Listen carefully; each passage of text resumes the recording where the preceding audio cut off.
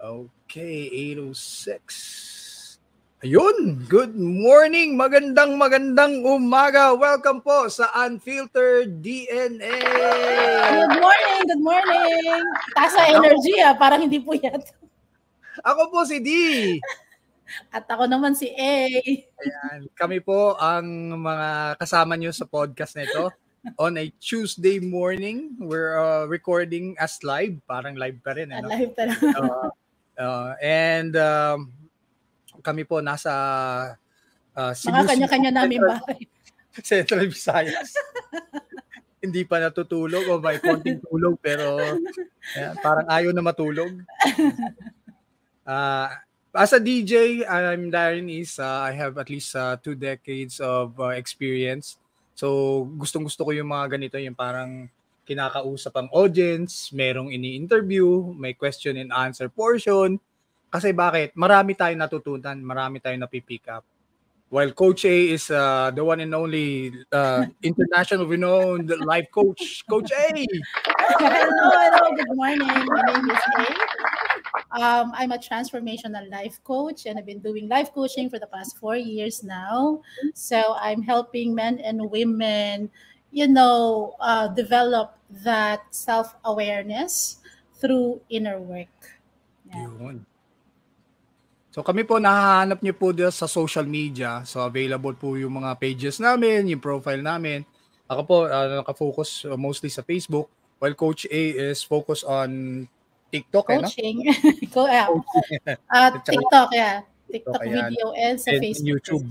Nag-YouTube ka rin. Ayan. Yeah, YouTube ako pero hindi ako nakapag-upload. Ang daming platform, di ba? Daming platform. So kaming dalawa, bali nag-uusap kami, sabi namin na ang ating pinag-uusapan, bakit hindi natin i-record para maraming makinabang.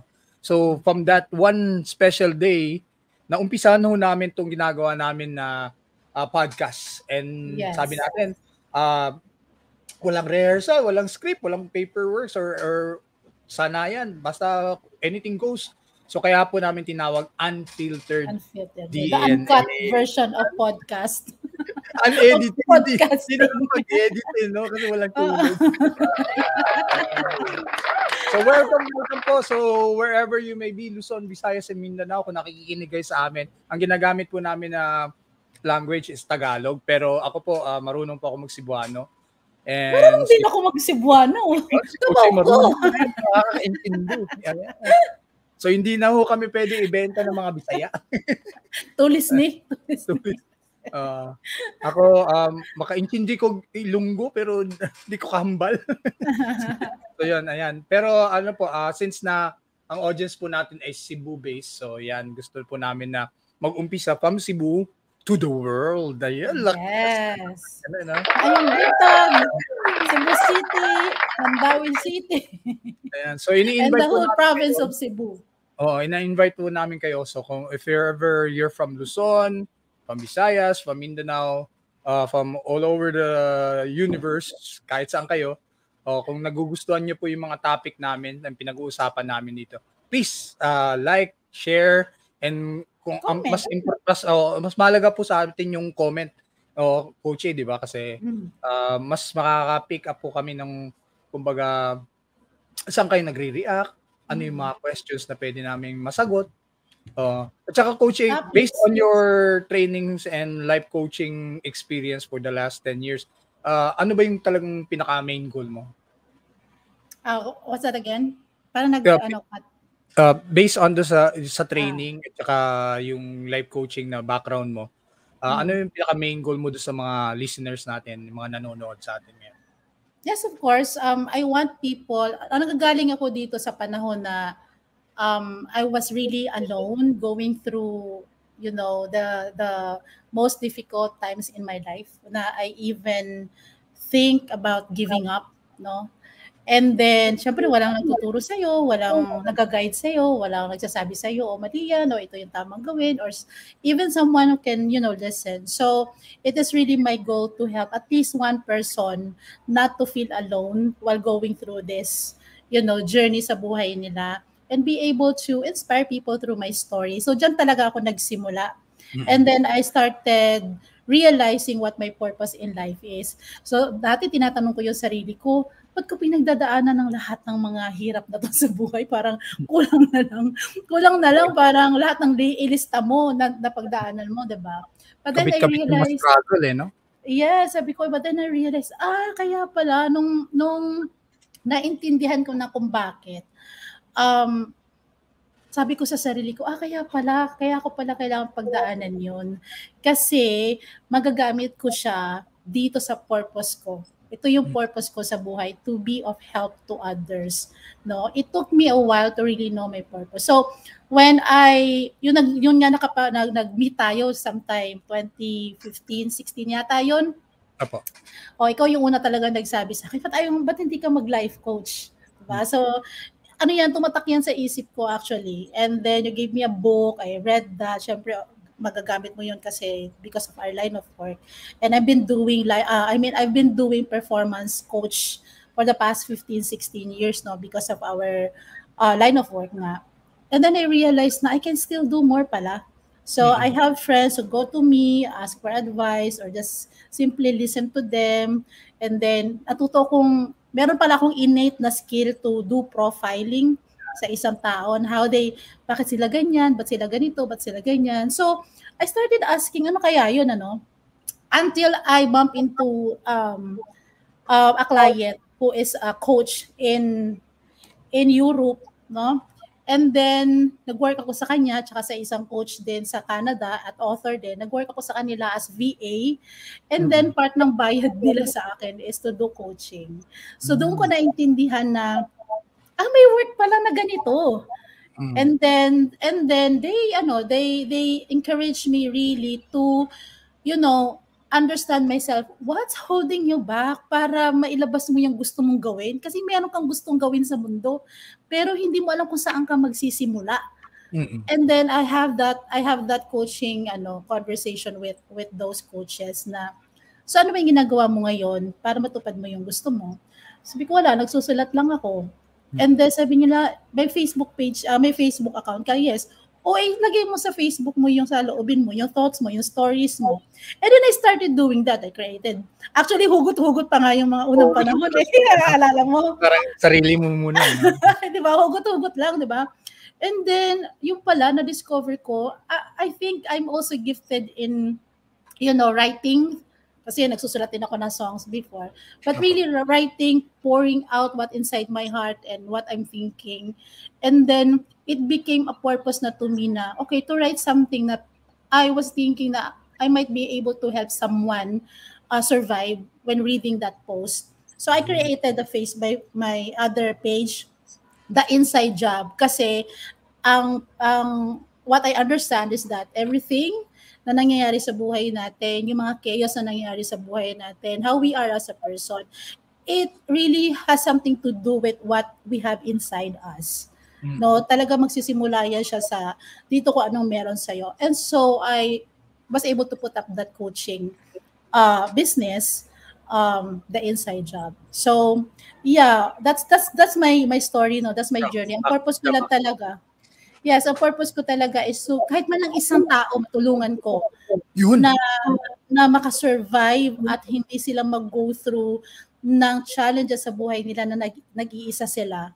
If I have to, promote anyone here who's willing to really provide help and assistance to listen, please let us know. I-promote namin kayo. I'm not getting all this opportunity by myself lang kasi ang dami-daming tao na need ng help pero nahihiya silang mag-open up, especially sa family members nila. So that's the reason why I'm here. Someone who can listen to you without any judgment at all, but just listen to you and help you find out what you're going through and why you're going through that. So, yeah. Ayan. Totoo yan, Coach. Kasi yun nga sinasabi ng iba na ang hirap kausapin ng mga kamag-anak kasi kakilala ka or yung mga friends mo, yung pinaka-closest circle mo. Kasi i-judge ka sa mga nangyayari sa'yo sa past. So mas mabuti makipag-usap ka sa stranger, sabi pa ng dati kong mentor. Kasi hindi kanya kilala eh. So kumbaga makikinig siya sa'yo iintindihan niya yung anong pinagdadaanan mo. Mm. Tapos hindi kay judge. Yung mga insights niya, hindi based dun sa, ay, nangyari sa'yo yung ganyan. At saka ang dami ngayon, especially mga middle-aged men na merong mental health, may depression, parang hirap na mag-improve ang life nila, palaging kapit-kapit yung mga struggle sa mga problema. Ako po napagdaanan ko lahat yan at saka yung pinaka worst scenario is na meron po akong naging kaibigan na ganun sa buhay niya, and at the same time hindi ko inaasahan na ako rin pala will go through the same decision. Yun nga lang, syempre sabi siguro ni Lord na hindi mo pa time, may purpose ka pa. Kasi bakit yung magiging buhay mo, pwede nilang masalamin yung buhay nila at the same time makakakuha sila ng mga valuable stories mo at saka magagandang words na kahit pa paano makakatulong. So yung naging goal ko is kagaya ni Coach A, mga friends, is to help somebody at least kung nasa ilalim ka ng balon, you're down in the deep well, you're rock bottom, or sinabi nila na nahulog ka sa maling tao, nahulog ka sa kanal. Kasi mali yung dinaanan mo. Kasi hindi yan. Ang tanong is, bakit ka kasi dyan dumaan? Nagjo-joke lang kami, pero hindi talaga joke yan. Kasi Oh. pinagdaanan ko rin yan. Pero question ko sa'yo, no? Kasi I went through the same phase sa life ko na I was really questioning myself and even God. Dumating ka ba sa point na yun na tinanong mo si God, bakit? Ba't mo to ginagawa sa akin? Bakit mo ko pinapabayaan? Nang out of nowhere, para ma-vent out mo lang yung nararamdaman mo, you're even questioning Him. Dinanas mo ba yan? Opo, meron po nun. Lahat So, ng question. Bakit ako? Parang ganun. Di ba, no? Gine-question mo, bakit ako? Mabuting tao naman ako. Masamang tao ba ako para parusahan mo ng gato? Parang ganun yung pakikipag-usap mo sa kanya. Compare ko nga, ba't ang daming masamang tao? Ang daming parang kapapangit na mga kwento nila. Oo. Or yung mga tao na, sabi pa nga nila na masamang taon tagal mamatay. Parang ganun. Kailangan pa daw nila ng chance. Walang ano no? Parang ang bait-bait ko, sunod lahat ng mga rules. Parang nasaan ang hustisya, di ba? Oo, nasa justice doon. Sabi ko, parang ako pa yung napag-iinitan. Kumbaga, sabi nga ni Denzel Washington, kung maraming problema na dumadaan sa'yo kasi pinaglalaroan ka ng kalaban. Kasi gusto nung kalaban na maging masama ka. So parang ganoon. Tapos sabi naman nung isa, dahil sa masama ka, kaya ka matagal mamatay, tama yung sinabi mo, Coach A, is binibigyan ka ng chance para magbago. So, ayan. So, ikaw, pero, kung nandiyan ka sa middle. ko sa'yo. Sorry. Go.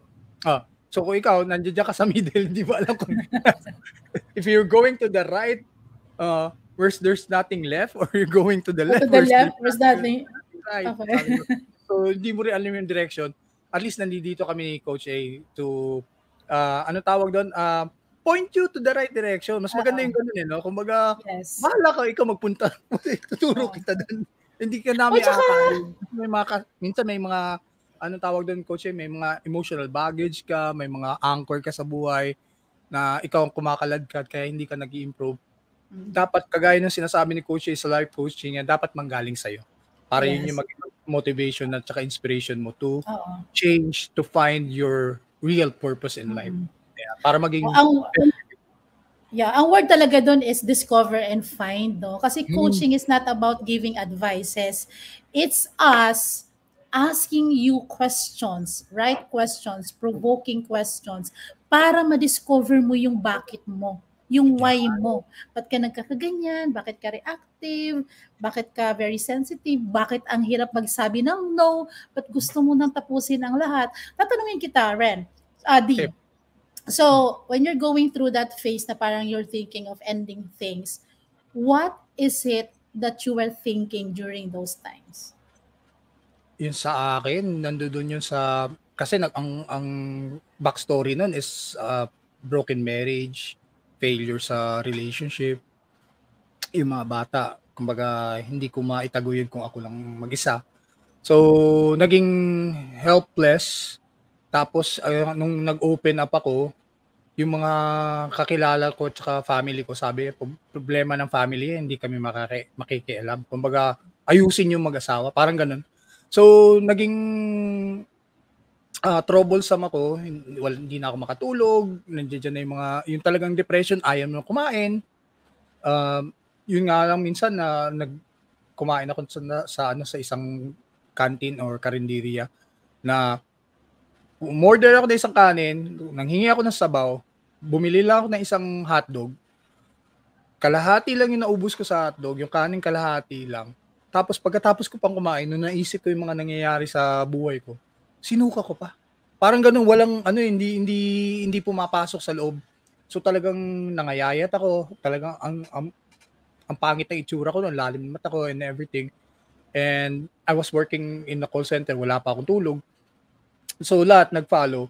Yung question mo, Coach A, yun sa brink na nasa gitna, kung anong nangyari talaga, kung paano nga. Yung nangyari sa akin before ako nakapag-decide dun sa part na gagawin ko to take away my life, is nag-flashback yung lahat. Kumbaga yung kasi meron kang point sa life mo na nag-decide ka, you wanted to marry this person because this person is special, you wanted to have family with this person because this person is like deserving to become the mom of your children. Tapos all of a sudden, umanap siya ng ibang party, sumakabilang bahay. Makabilang bahay. So, parang gano'n. So, yung sa akin, biglang nag-flashback. Lahat. From first love, first kiss, first you're together, first baby nyo, and everything. 3 anak namin. So, naging, ako, parang helpless. Tapos biglang nag-black out. Hindi ko na alam kung anong ginawa ko. Nahanap na lang ako ng brother-in-law ko, timing nung siguro past 3 in the afternoon, one Saturday. Nung umagang yun, ang gandang gising ko, ang ganda ng morning ko, nag-jogging pa ako, kumain pa ako ng breakfast, yung maid namin naglalabas sa likod. Tapos, all of a sudden, yung mga triggers, Coach A, kasi nanonood muna ako ng war movies, drama, tapos nanood ako ng concert, nung pumasok na yung mga concert na tumutugtog na yung mga love song ng Toto, I won't hold you back, I'll be over you. Wala na, naloko na ako noon. Talagang, lahat ng kwento ng buhay, pumasok na lahat. Tapos, biglang nag-blackout. Sabi nila, kwento lang nito bali hindi ko na nalaman yung mga next part. Dumating yung bayaw ko, bali kapatid nung ex ko. Nanghihiram siya ng DVDs. Wala pang Netflix dati. So, yun, manghihiram siya ng DVDs. So, pumunta sa bahay. Sabi nung maid, nandiyan lang si kuya, nasa loob. Parang hindi naman lumabas. Sirado ang gate. Nandiyan yung tsinelas niya. Sabi, malakas yung TV. Tapos, tumutugtog yung concert. Nakakalat lahat ng mga gamit sa sala. Sabi niya, ba't walang tao? So, hinanap nila ako. Mayroon sila na naririnig na parang kalabog dun sa kwarto. So, binuksan na lang nila. Umakyat sila. Yung closet namin is parang Coach A, yung parang walk-in. So meron siyang steel bar. Yung tali ng shorts ko na parang nylon, yun yung ginamit ko ngayon. Okay. So nag-attempt ka talaga? Talagang nag-attempt po. Pero yun nga po, yung kwento na yun, yung part na yun, hindi ko na alam kung ano nangyari. Basta yung naalala ko is like flashbacks lahat ng the best stories. Kasi may tugtog eh. So parang gano'n, tapos biglang na-blackout. Hindi ko na alam yung next part. So bali sinabihan na lang ako nila na tumakbo daw yung bayaw ko sa kusina, kumuha ng kitchen knife, pinutol yung violet na yung color ko. Nilagay ako sa kama, si Ate Narsing, nilagyan ako ng effervescent oil kasi malamig na malamig daw ako para uminit. So talagang pinainit nila, tapos tinakpan ako ng kumot. Pinabayaan ako. Yung bayaw ko tumawag doon sa sa ate niya, hinanap. While yung si Ate Narsing, yung maid namin, hinanap namin yung mga kapatid ko at mama ko. Nung dumating sila sa bahay, nag-away-away ngayon. So nag-si-alisan rin. So lahat ng tao nawala sa bahay, walang nagdala sa akin sa hospital. Kinalimutan ako na ako sana yung biktima walang ambulansya, walang So, nung gumising ako, around 11 p.m., ano rin siguro, kumbaga, it's the tawag doon? Turning point, kagaya ng kinikwento mo nung isang podcast natin, Coach eh. Yung turning point na yon, it's like, it's a new me. Parang na-reborn ako. Kumbaga, dahil doon sa instant na yon, hindi ko nakikita yung sarili ko na ang pangit-pangit ko kasi miserable yung mukha ko and everything. Basta, ang gwapo ko, parang meron akong certain glow. So, nagbihis ako, pumunta ako ng trabaho. Pagdating doon sa trabaho, nagalit yung TL ko. Sabi ko, okay naman po ako, okay naman ako. Huwag niyo ako alisin dito sa sa ginagawa ko. Sabi, hindi, punta ka doon sa clinic. Kasi pala, meron pala akong yung parang violet na color dito. Tapos blood clot yung mata ko. Tapos yung parang, basta iba yung itsura ko para sa paningin nila.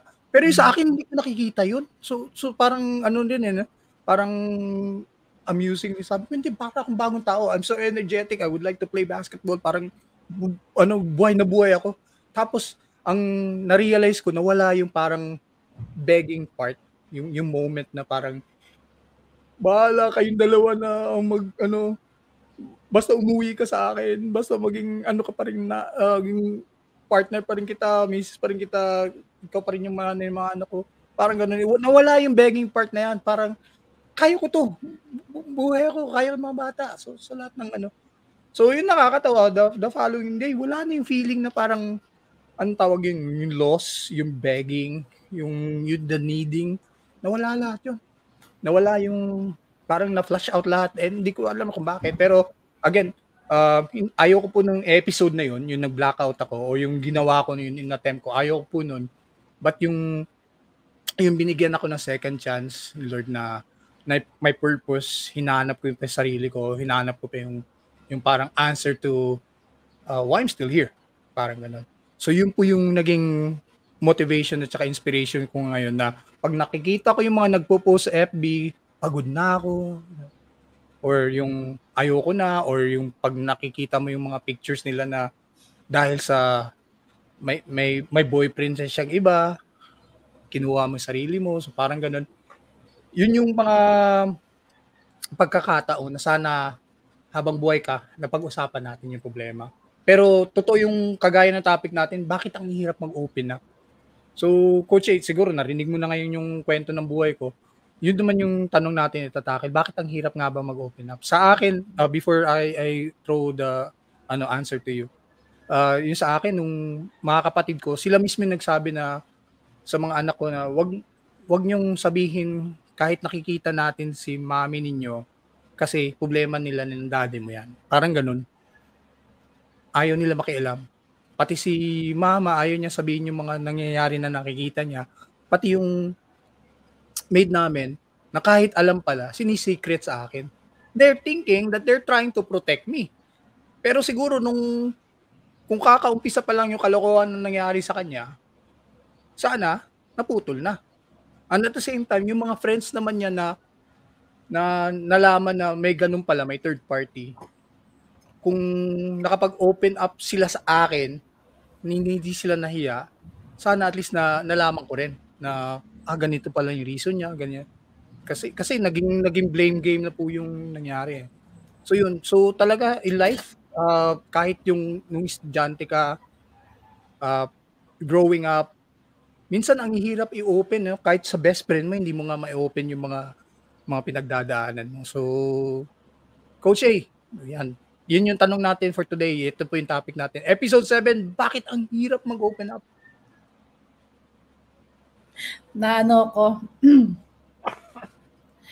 Na-amaze ako sa kwento mo kasi that was the first time I heard.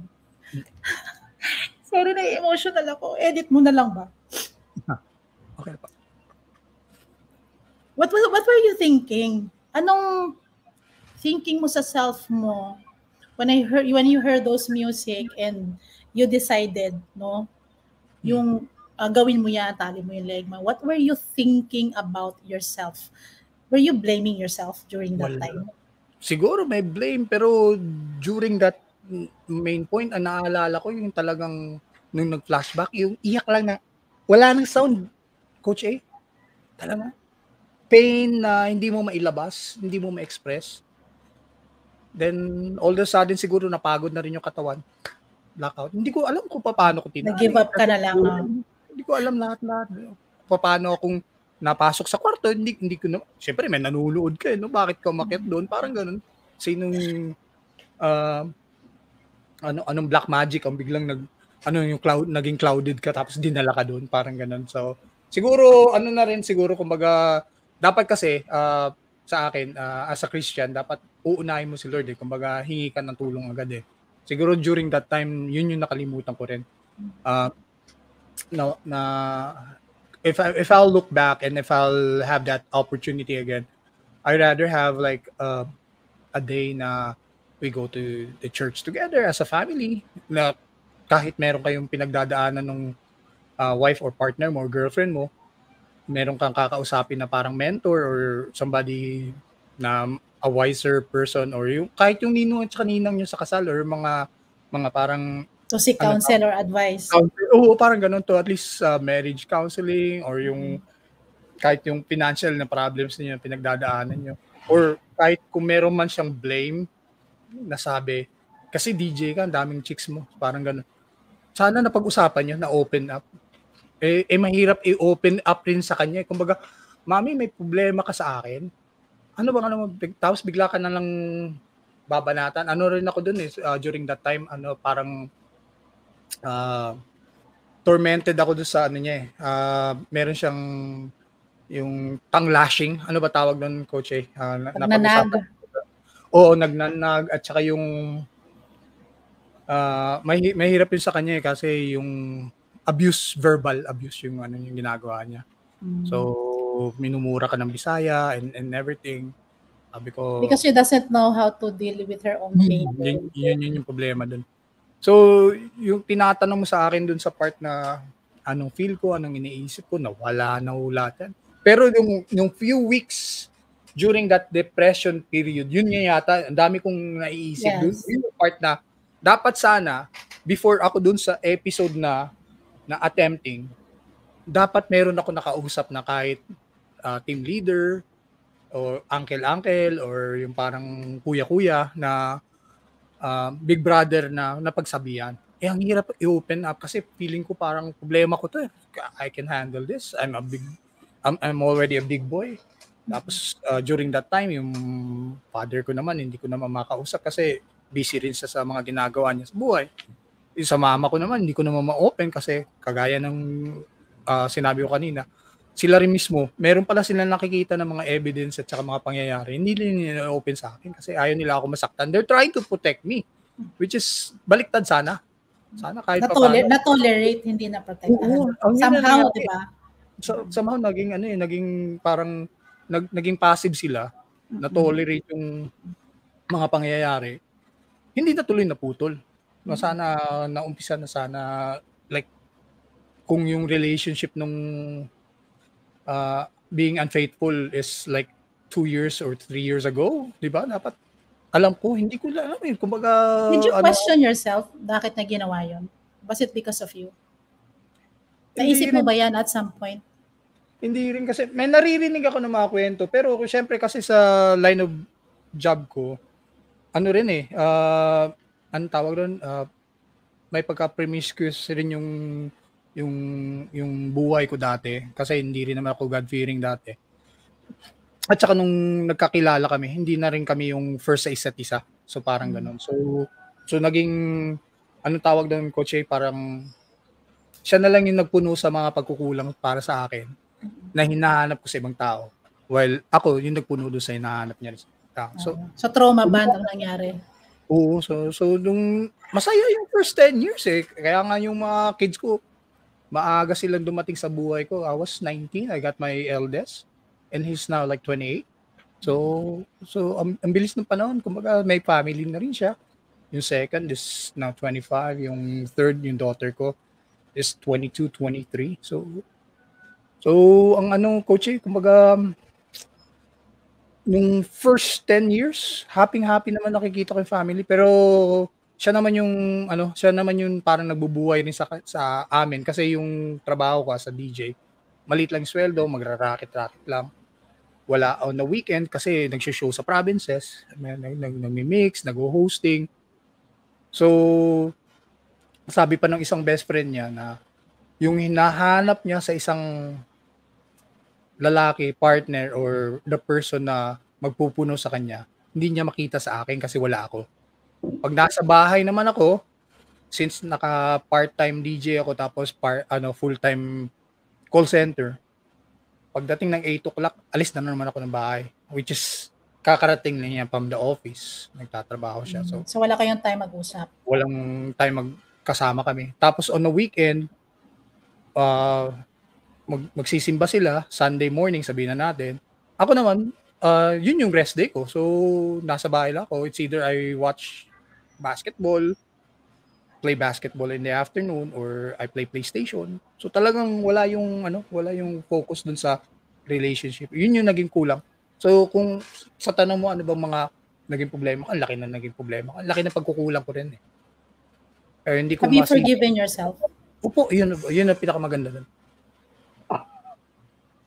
Yun yung first na step dun eh. Kumbaga, sabi ko, you failed miserably sa married life mo. And there's a lot of challenges in life na nakaya mo naman. And kagaya nung going to college na hindi kaya ni Papa. So apply ng trabaho. So nakita ko naman yung sarili ko na matibay naman ako, hindi ako natitinag agad, and at the same time resourceful ako, and at the same time parang hindi ako tamad. Hindi ako yung parang biniblame yung sarili na kung wala kang pera. Hahanap ako ng paraan. In fact, if you will ask me, ilang taong ka na nung first nagtrabaho? At age 14, bali tumutulong na ako sa auntie ko na nagiging truck boy. Meron silang parang delivery service na mga, kasi ang business nila is furniture. Nakikitulong na ako doon para magkapera kami. So every Saturday, sweldo ko rin. Sweldo ng mga tao niya, binibigyan ako ni auntie. Oh, ito sweldo mo ha. Tapos ito yung 1,000, bigay mo mama mo. So parang gano'n. So may resources ako. Tapos meron naman ako naging kaibigan na meron silang jeep sa Talisay. Kasi dati yung mga lumang mga Pinoy na mga jeep. Sabi niya, sama tayo on a weekend. Mag-conductor tayo. Ikaw yung ako yung nagbabarker. Kulon, Talisay. So tapos pagdating nung tanghali, kakain kami ng papa niya, driver yung papa niya. Kakain, siya yung parang cashier eh. So kain kami sa kaninderya, banner kami pagkain. Libre yung kain namin. Pagdating ng hapon, siguro mga around 6 PM, papauwiin na ako. Una kang uwi, mamaya pa kami papa, mga 9 o'clock, gagarahe. Bibigyan na ako ng pera. So, meron ako 300, 200. So, kahit ganun, may pang-basket ako the following day. So, pwede ako makapaglaro ng basketball. So, napaka-resourceful ko po talaga. Nakapagtrabaho ako as food handler. Yung mga parang waiter, naging cashier, naging... Yung dating Foodarama, pure gold na yata ngayon eh. Yung dating Foodarama, nag-bagger, tapos taga-hatid ng mga grocery. Nag-merchandiser, natuto ako doon.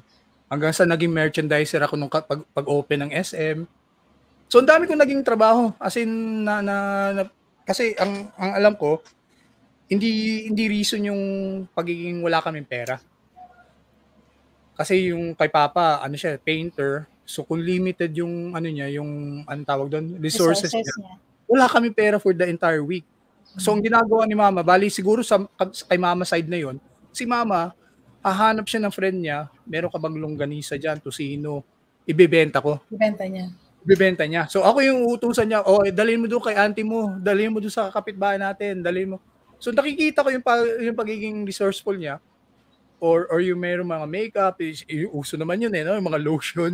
So, yung Tupperware, yun yung dati yung parang yung mga networking dati.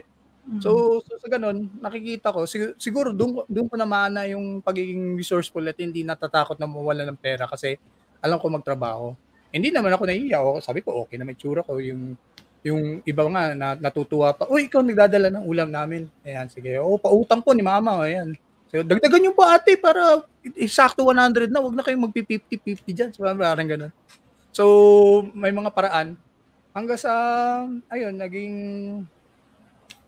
dahil sa hirap rin siguro, ang choice ko na parang first na naging failure is yung maaga ako nakapag-asawa. Kasi dahil dumating yung person na na-meet ko, yung ex ko, thinking that it will be a turning point sa life ko, which it did, pero hindi ko na-pursue yung education. Yung education part ko na na kumuha ako ng Bachelor of Arts in Mass Communication during na po ng time na nagtatrabaho na ako. Tsaka malalaki na yung mga kids. Doon ko na natapos yung college part.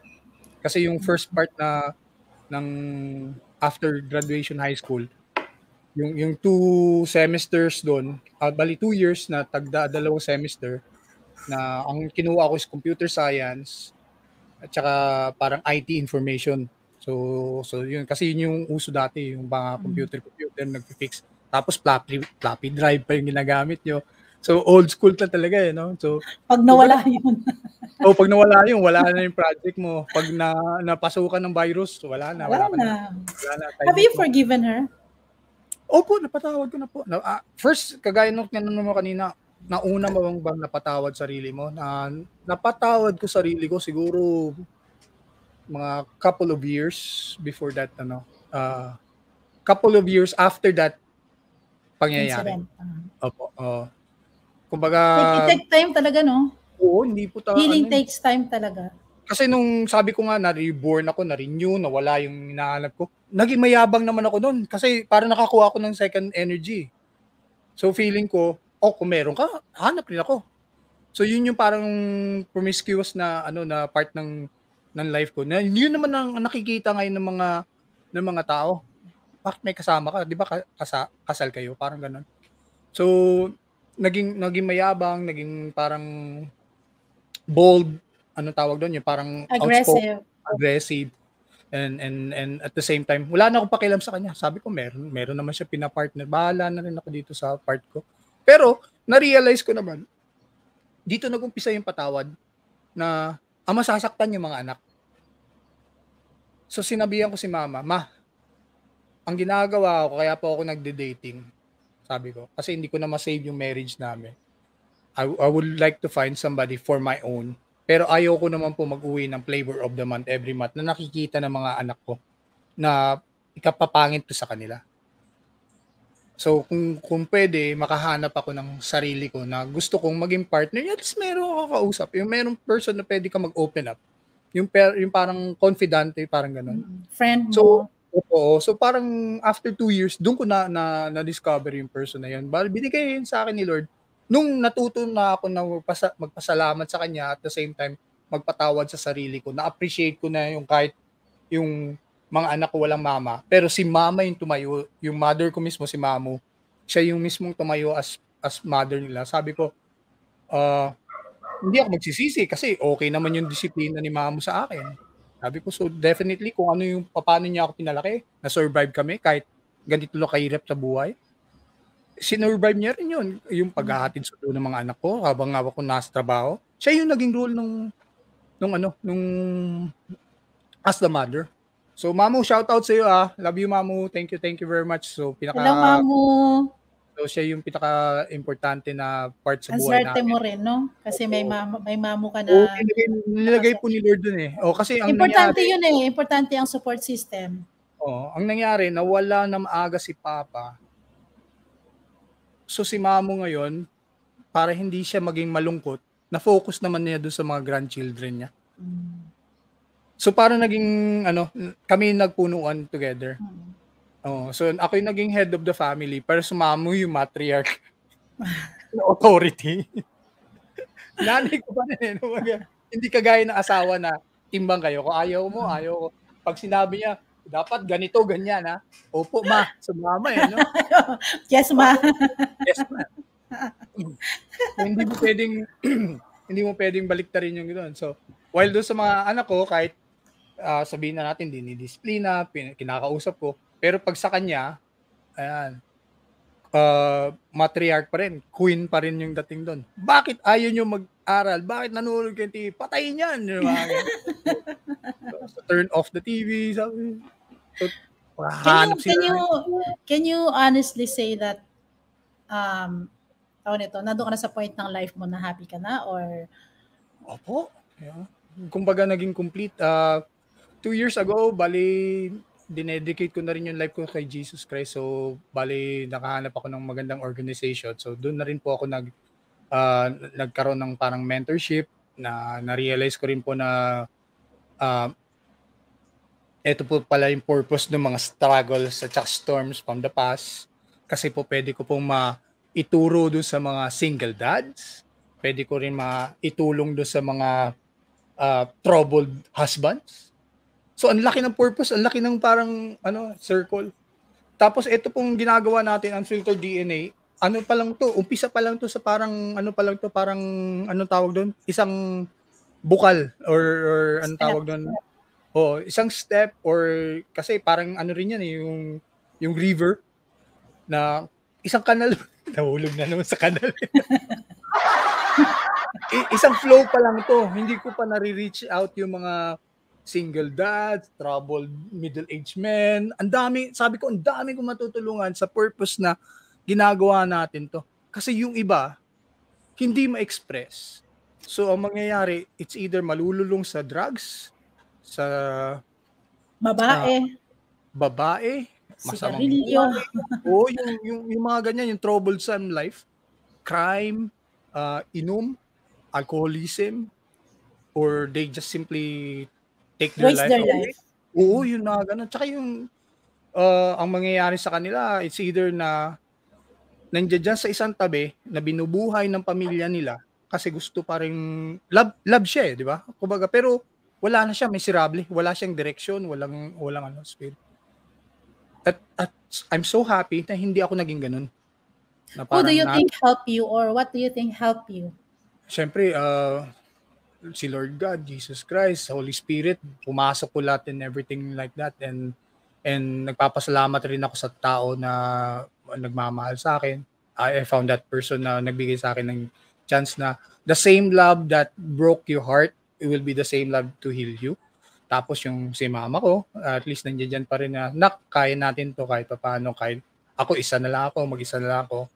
Yung mga anak mo, lalaki rin yan, ayusin yung buhay mo. So ako rin po, na-appreciate ko yung mga challenges na nangyayari kay mama. Kasi siya yung naging rock. Kumbaga, matibay na pundasyon ng naging pamilya namin. Kasi, just like when I'm growing up, yun yung nakikita ko sa mga anak ko, which they are now very good citizens. Kumbaga, mababait sila. Hindi sila rin yung mga pariwala. Tama ba? Yun ba yung term na yun? Pariwara. So, they're kind, compassionate, mga kids. Tim, Matt, Cathy, hi, hello, shoutout sa inyo, tsaka sa inyo mga family. Hello! Thank you hello, Tim. Hello, Matt. Sorry, kinikwento ko buhay natin. Nilagay ako sa spotlight. Hindi mo naman malayan yung ginagawa ko. I was just bringing out. Pero mas maganda yun kasi at least kumbaga nakikita po nila na wala pong script, hindi po walang rehearsal, so not natural lang po. So galing and talaga. They should have been a private conversation, but you are willing to really expose yourself. So thank you, Ren. I appreciate you for this. Tsaka yung pinakamagandang turning point, yung bigla ako nagka-interest na sa spiritual side. Yes, so, importante yun. Luminaw ngayon yung kwento ni Jesus Christ, luminaw yung kwento ng bakit na ginawa yun for us. Yung New Testament at Old Testament, parang ganun. So naging tawag doon, may term si Morgan Freeman na enlighten ka. Umakyat because there's this universal truth na kahit saan ka pang sulok ng mundo, merong isang truth na magsisilbi na parang star mo, or kaya alam mo yung lighthouse, para hindi maligaw yung barko. Titingnan nila yung light doon sa house na yun, di ba? Yung kikita nila yun as signal, di ba? Spirituality and God is like that. Magbibigay sa atin ng lighthouse, ng guidance, ng star, ng anchor sa buhay natin. It also happened to me, and I'm glad that you found that. Kasi with all of the things na na-happen sa buhay natin, there's this truth na hindi mo pwedeng i-deny. Para sa akin, yung truth is that there is a God and I am His daughter. Yan. Anak tayo ng Diyos. No? Hindi lang dahil sa swerte ka sa pera na anak ka ng Diyos. Hindi po ganun yun. Kumbaga, mas nga, masasabi ko pa nga na mas swerte ka kung pinadaan ka sa mga matitinding trials at saka mga tribulations sa life mo. Kasi, bakit? Para kang, anong tawag doon? Yung sword, sinasharpen ka eh. Hinahasa ka. So talagang, yung sinabi ni Morgan Freeman na enlightenment, yung point of view mo, dati, nasa street level, nakikita mo lang yung kung ano yung nasa left, nasa right, what is in front of you, at your back, kung lilingon ka. Pero pag nasa enlightenment part ka, nandun ka sa top of the mountain, nakikita mo yung buong paligid mo. Alam mo kung bakit? Bakit po? Kasi there are two things na mas nakilala mo during that journey. Nakilala mo yung sarili mo kung sino ka at nakilala mo si God kung ano ka sa Kanya at ano siya sa iyo. Gaano ka kahalaga, no? Yun yung enlightenment doon na when I was going through that, yung magpapasagasa na ako sa 10-wheeler truck and then meron nagtulak sa akin. Parang doon din ako nagising, no, na parang I'm still worth it, no, na deserve ko pa palang mabuhay. Bakit? Hindi ako masamang tao at hindi niya ako pinapunish sa paghihirap kong ito. Hindi ito punishment. Yung paghihirap kong ito is not a punishment because I'm not a bad person. I am His daughter and walang magbabago doon. Wala. It will never change. Tsaka yung ang nakaganda po doon is like sometimes when we chase Him, iba yung na hinahabol natin. Kasi it's coming from our end. Mas maganda yung He will chase you. Ikaw yung pipiliin niya eh. Kasi alam niya na nakilala mo siya. So there will be a relationship between the two of you eh. So kaya nga yung many are called but few are chosen. Yun po yung iyak ako ng iyak nung nabaptize ako ng CCF, yung sinishare ko minsan sa Facebook ko. Christ Commission Fellowship under Pastor Peter Tanchi. Kasi doon po ako nakarelate nung sa mga mentors ko, kinikwento sa akin yung kahit daw yung shepherd may 99, pero may isa siyang hahanapin na lang. Yung nawala. Yung nawala. So ako po yung parang lost. Tsaka nung pinento naman yung parable of the anong tawag doon, yung son na lumayas, kahit ang yaman-yaman ng The prodigal son. The prodigal son, that's one of the best stories. Yes. Na yung kinakain ng baboy, kinakain niya para just ang ganda na lesson yan. Yung ang dami-dami mong pera, tas dami kang kaibigan. Yung wala ka ng pera, nandun ka na sa babuyan. Di ba? Totoo talaga siya, di ba? Totoo talaga siya. And then you will realize... Binaboy ko yung sarili ko. Although binigyan ako ng second chance, binaboy ko pa rin yung sarili ko. You have to go through that, no, before mo ma-realize. Hanggang sa, dun sa part na, when you fall and you hit rock bottom, pag splat mo ganun, wala ka nang magagawa. But all you have to do is to look up. Siya lang bumalik ka. Babalik ka talaga. Oo, siya lang yung makikita mo sa taas. Kasi ang dilim na ng paligid mo eh. True. So ayaw mo na ng mga clubbing, ayaw mo na ng mga parties, ayaw mo na ng mga drinking sessions, lahat po yan. Talagang tinalikuran ko. Hindi na ako nagsigarilyo, hindi na ako nag-inuman with friends. I seldom go out with folks. Sabi nga ng classmate ko, oy, nakikita lang kita pag may namamatay na classmate. Doon na lang daw ako, bakit hindi daw ako sumasama sa mga reunion? Kasi inuman lang eh, di ba? Tapos kwento-kwento, payabangan, ano ba mga achievements niyo? Wala ka naman makukuha doon eh. Pero nung na-realize ko po na ang dilim-dilim pala ng ilalim ng pit or doon parang balon na doon ako nahulog. Meron yung sinasabi mo kanina, yung parang ilaw, yung lighthouse. Yun po yung beacon of light. Yun yung parang nasa bundok na pag inilawan nila, nilagyan nila ng apoy, nakikita nung sa Great Wall of China na meron pa palang hope dun sa kabilang part na meron ka pang mapupuntahan. Oo, meron ka pang katulong or parang anong tawag doon, somebody that you can run into that who could help you. Ayun. Si God lang. Ayun, Lord, ikaw lang po lahat. And Totoo. again, everything that we're doing right now is it's because we praise and we honor you. So ibabalik po namin yung glory sa iyo sa lahat. So ito po yung kinatutuwa namin ngayon kasi kami both, ako at saka ni Coach A, naging instrument po kami. At saka yung mga kwento ng buhay namin, yung mga pangyayari, yung mga natutunan namin, ayaw po namin i-keep sa sarili namin. Kung pwede lang naman natin i-keep, no? Pwede ko naman hindi ikwento, Coach A, pwede mo naman rin hindi ikwento yung mga struggles at saka mga hardship na pinagdaanan mo. Pero maganda po yung kasi kung nanonood kayo, nakikinig po kayo, kung meron po kayong mga pinagdadaanan ng ganito, wag ho kayo mahiya. Pwede kayo mag-chat dyan sa baba, pwede ho kayo mag-DM na directly sa amin para malaman rin po namin paano namin kayo matutulungan. Or kung gusto lang nyo lang po na may makikinig sa inyo, yan, mas maganda po yun. Unbiased insights, tsaka yung we will not be the one who will force the advice to you or sasabihin sa'yo, eto yung damang daman. Wala.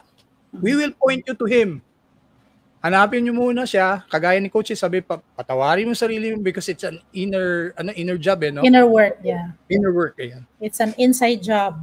It's an inside job. It's an inner work. So, dapat manggaling sa'yo, have you forgiven yourself? So dapat ikaw muna makaka-realize na you're a failure, pero sa kanya hindi. You're just perfect. You're a work in progress. Yun nga lang, hindi mo na understood yung purpose mo, kung sino ka, hanggang sa pag lost ka na, hanapin ka niya, tapos ikaw na ngayon yung lalapit. Then that's the time na yung transformation, yun na yung nakaganda doon, Coach. Yung transformation. Yeah, you will never transform if there's no inner work. Kailangan mo pagdaanan. Kita mo ba kung ano nangyari sa buhay mo? Para siyang bagyong Odette. Kailangan mga lagas yung mga dahon, kailangan maputol ang mga puno, ma-uproot yung mga puno, 'di ba?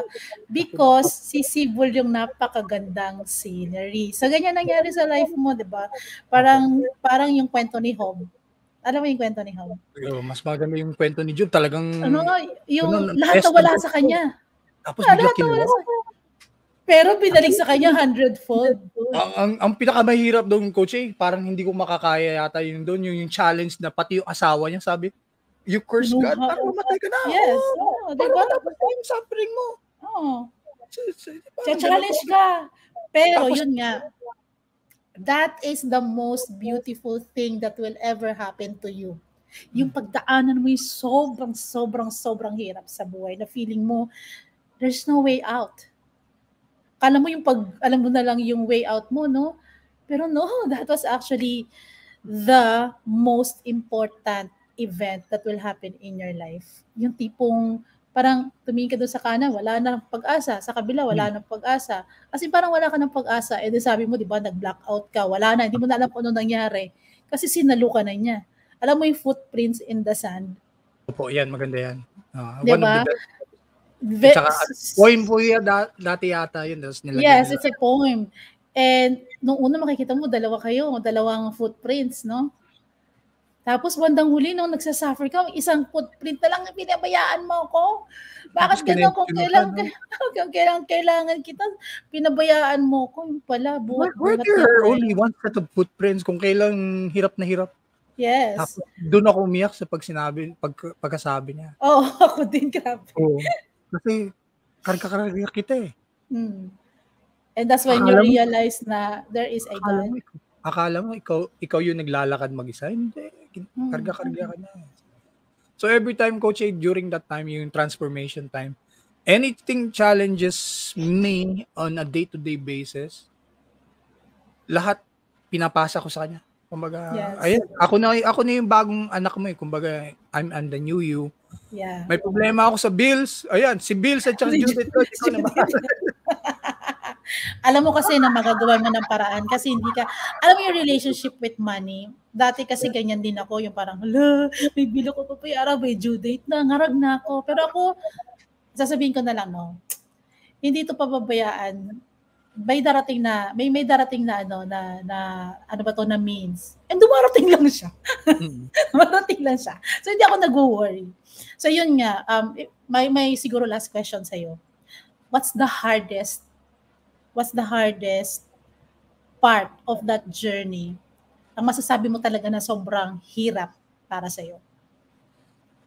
Isang part na yun, grieving, acceptance, self-doubt, self-blame. Denial, anong pinakamahirap? anger, dadaan ka sa process na yun. Ano?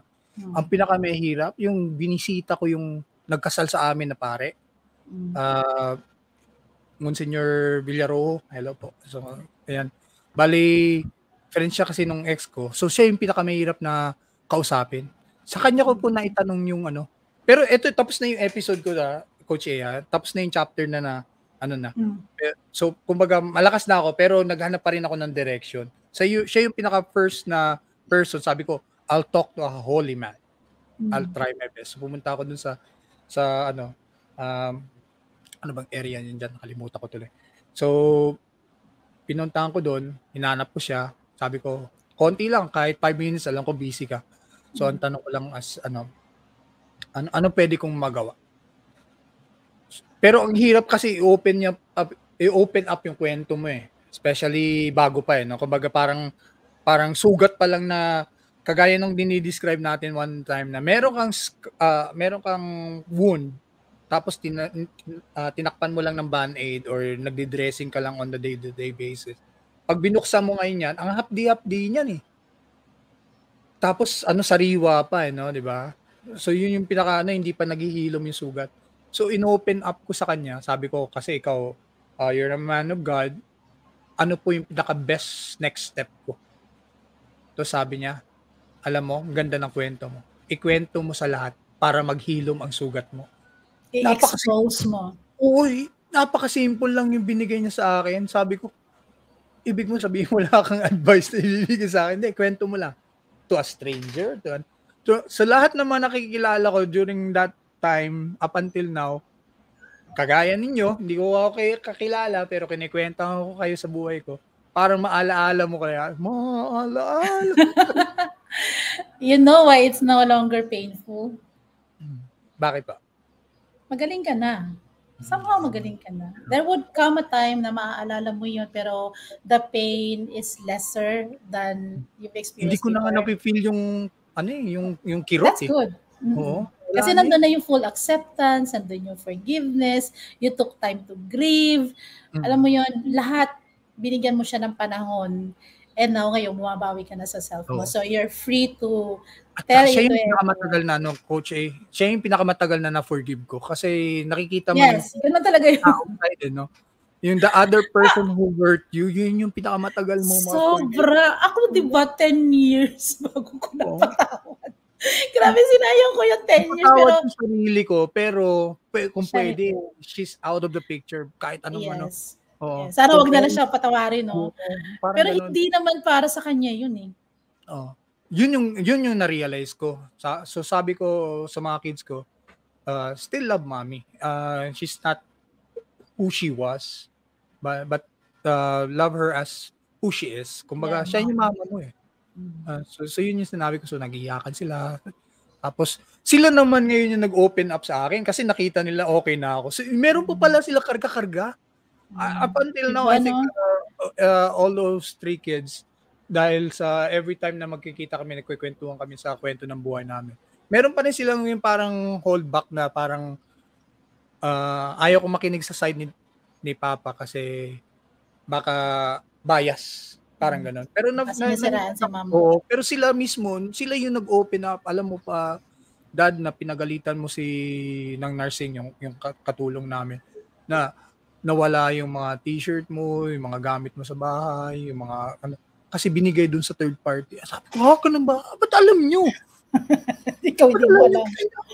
Ako lang yung parang low. Sabi ko, sayang. Hindi, takot kami. Tsaka sinabi rin sa amin ng mga tsaya namin, mga kapatid mo. So yung mga sisters ko na to protect daddy, huwag nyo sasabihin. Kumbaga, you lie. So ang pangit dun is nagpatong-patong lang na lahat ng mga kasalingalingan na thinking that they will fix me, but talagang ang nangyari they don't want you to get hurt. Pero nasasaktan yung mga anak ko. Yes.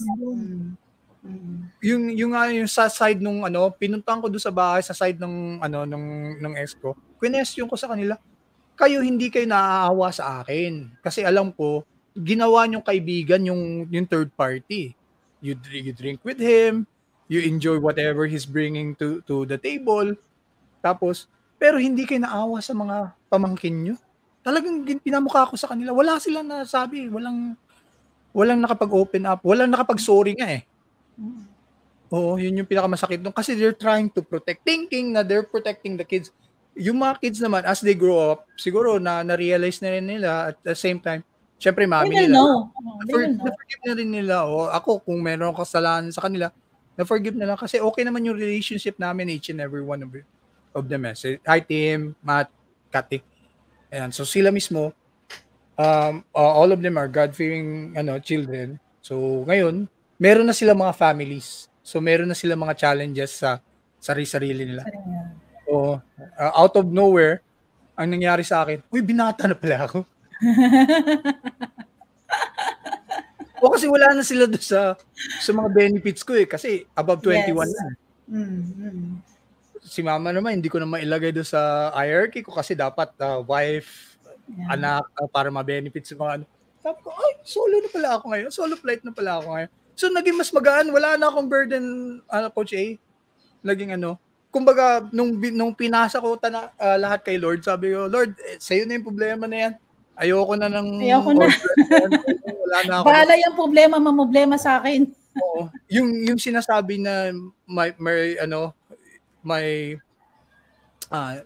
I will carry your burden and my yoke is light.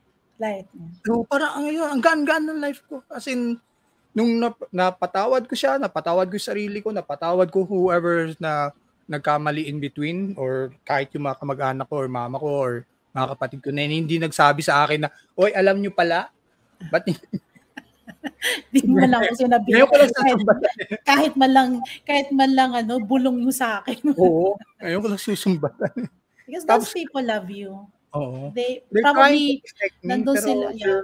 They're hurting themselves pala. Yes, they are. Kasi nasasaktan sila para sa'yo. Ayaw nila na masaktan ka ng sobra kasi kilala ka nila. So sometimes you don't understand the intention. Pero yun nga lang, tama naman sila na it's between you and the person. Hindi sila makailam hindi sila mag-step in. And you have to go through that kasi ikaw yan problema mo yan Pero sometimes kasi we're looking for support parang sinisisi natin sila, kasi mo sinabi, alam mo pala, parang you felt betrayed because yun number one. Yeah, because they'd say anything. Pero if you will understand the reason behind, hindi nila sinabi. Hindi rin siguro nila alam paano sabihin. Oo, yun yung bakit ang hirap mag-open up. Di ba? Pareho, both sides. Hindi ka makasabi sa kanila. Hindi rin nila alam paano sabihin sa'yo kasi ayaw din nila ikaw masaktan. Ikaw naman ayaw mo mag-open up kasi ayaw mo makabigat. And sometimes there's pride. There's ego. Isipin mo, ginawa sa akin ito ng ganito. So ano ako? Diba? Parang we question ourselves. And that's where being compassionate sa sarili natin comes in na wag natin mas lalo pang i-betray ang sarili natin just because someone hurt us. Yun talaga yung I learned it the hard way. Pinahirapan ko lang talaga yung sarili ko ng matagal na panahon. Kasi no one told me. And pinasag mo yung gusto yun nung haba ng... Na ang tagal-tagal na nakala ko magiging masaya ako na may burden ako. And doon ko naintindihan so deeply why forgiveness is so beautiful thing. It's a very beautiful thing. Alam mo kung anong nagtulak sa akin para ma-realize ko na kaya pala ako nagsasuffer kasi may anger pa ako. Ayan. Tapos alam mo kung bakit, naramdaman ko, pinakamahirap sa lahat ng dinanas, kung hindi yung struggle ko sa life. Kung hindi patawarin ko yung tao na yun, na sumira ng buhay ko, na hindi naman ang hihingi ng tawad. Yun yung pinaka-hardest kumaga... Kasi talagang kailangan ko itong gawin. Alam niya mali siya Yes. Pero wala. Alam mo, napanood mo ba yung movie na The Shack? Hindi po. Nako, i-research mo yan kung di mo pa napapanood dyan na I really challenge you to watch that movie. Sige po. The Shack. It's like a religious movie but there's no mention about religion. Mm-hmm. But it will explain to you kasi ang nangyari dyan, namatay yung anak niya. Pinatay ng isang pagpalagyan natin na child molester. How will you forgive that person? Yun. Na pumatay ng anak mo. Sabi niya kay God, ba't ko siya papatawarin? Hindi na mababalik sa buhay ang anak ko. No, hindi ko siya mapapatawarin. Alam mo, yung ramdam ko na sabi, hindi inaalis yung kasalanan ng tao na yun na nagawa niya sa'yo kung papatawarin mo siya. Kasi hindi mo duty na ipunish ang self mo at ipunish siya kasi ako yun. Dito pumapasok yung relationship mo with God. No. Kung naniniwala ka sa grace niya na ang hirap magpatawad talaga. So, ang hirap magpatawad tapos, paano yung ginawa niya sa akin? Di ba so unfair? Di ba papatawarin mo? Hindi nga siya nanghingi ng tawad. Hindi nga niya inaamin na sinaktan niya ako na sobra-sobra na ang dami nawala sa akin. Tapos ako mag-volunteer na patawarin ko siya. Kasi ang mindset ko noon, I'm giving something to that person. Hindi pala. It's for me. Para sa'yo pala yun. Yung It's for me pala yun. Oo, sabi ko, ngayon ko lang na-realize yun. Diba? Isang movie pa nagpa-realize sa akin yan. And I started that healing journey as well. At alam mo, isa pa, the act of forgiveness, yung literal na pinapatawad mo siya. Paano mo ba pinapatawad ng isang tao? Anong ginagawa mo para mapatawad mo siya? Alam mo yung, di ba pag magpipray tayo, sometimes ganyan na tayo. Prayer is like talking to a friend who is God. Like, so ganun din yung pagpapatawad.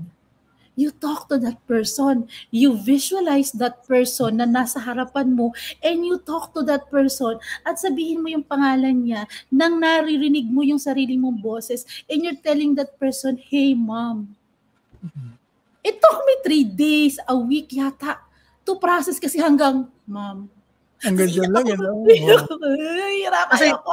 May part ka pa na ayaw di ba? May part ka pa, may ego, may anger, may yung ganun, parang ganun feeling. Dalawang tao tong matatawarin ko. Bawat isang pangalan sasabihin ko, paano naman yung ginawa mo sa akin? Gusto ko danasin mo. Gusto ko maramdaman mo yung nararamdaman kong sobrang sakit. It's so unfair, bakit ako magpapatawad? Pero yung, alam mo yung ma-realize mo na, unti-unti mo nasasabi yung pangalan nila, yung mom, kasi para ka nasa movie na hindi mo talaga kayang gawin. Pero when I was able to complete that sentence and release that, yun. Grabe ang iyak ko. Grabe, paulit-ulit yung sinabi. As in, I can't. Para siyang may plug na, tawag yung baradong lababo. Bilang Oo. Tapos pag natanggal mo yung nakabara doon, wala na. Okay diba? na. Okay na. Nakatulog na lang ako sa kaya. Parang nakautot. Yun pala yun. And the joy is incomparable after that. Yung bang, parang may nakadagan sa'yo na natanggal sa dibdib mo. Yung burden Yun yung parang spiritually spiritually parang karga-karga mo siya dito sa likod mo para makuba ka na spiritually, yung kaluluwa mo nakukuba na, tapos nung tinanggal mo yun kasi nakapag-forgive ka, parang nawala yung karga mo dala-dala na sobrang bigat. That was really an amazing journey, and every time I talk to myself, I talk like that. I really have to hear myself talking. Even when I pray to God, I really take time talaga to tune in and talk talaga na parang nandiyan sa sarapan ko. Makapikit man ako ng mata or i-imagine ko man na nandiyan siya. Sinasabi ko talaga yung gusto kong sabihin. And that's how you develop relationship with God. Importante yun hindi lang yan sa mga healing process na to. Kasi you cannot heal without you believing that there's justice with all the things na nangyari sa'yo. Kung wala kang faith, you won't be able to really heal. That's why you need God in your healing. And you also need that one universal truth na anak ka ng Diyos at siya yung ama mo, siya yung gumawa sa'yo. Kawangis mo. Di tayo kawangis ng unggoy or orangutang. Kawangis tayo ni God, diba? We are created in His image. So, that's something that I cannot parang replace that experience because it made me who I am today, and it gave me such happiness na parang gusto ko na lang sa'yo na tong part ng happiness ko. Sa'yo na tong part ng happiness ko. Actually, yung gratitude at saka yung Yes. sinasabi mo kaninang grace na you don't deserve it, na binigay niya sa'yo, binigay niya sa atin actually, sinacrifice niya doon sa cross.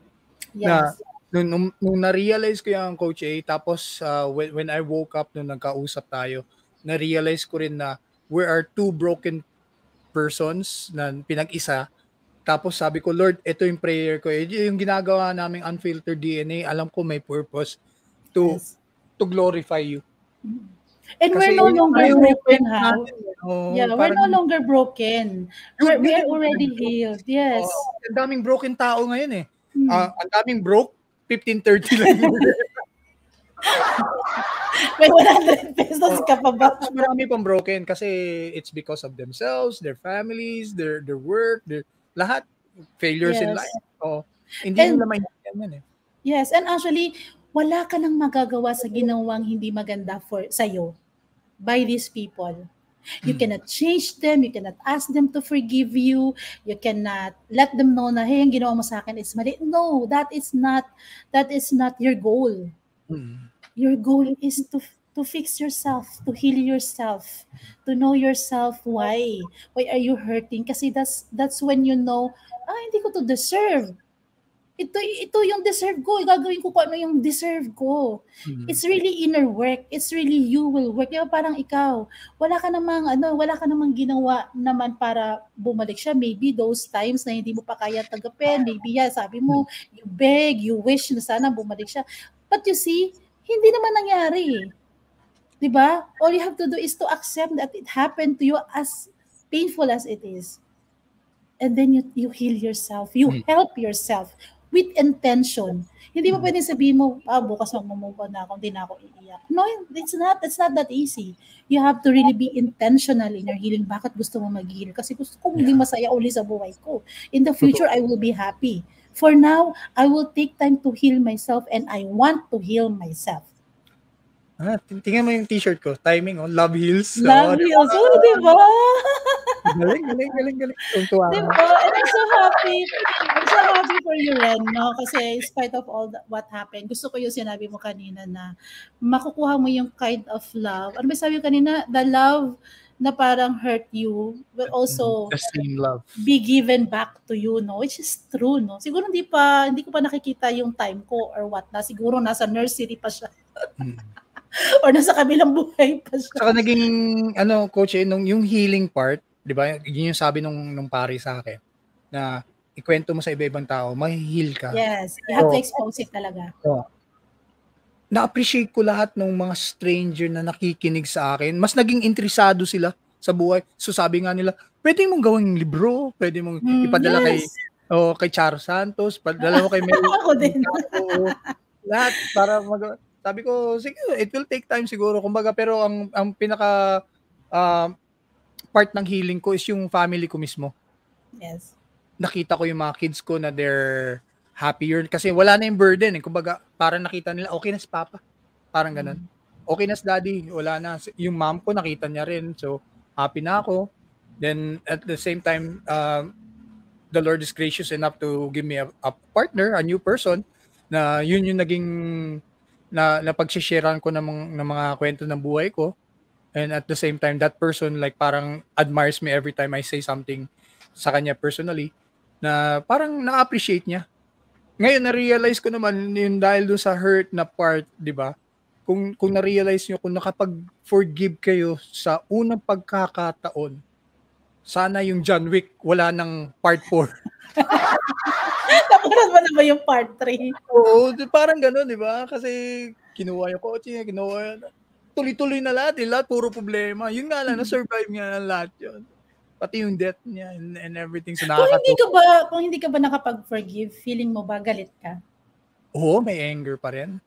Meron ng kapitbahay namin, sabi niya, uwian mo nga dyan ng kasi 8 o'clock yung pasok ko. Sabi, uwian mo nga dyan ng madaling araw.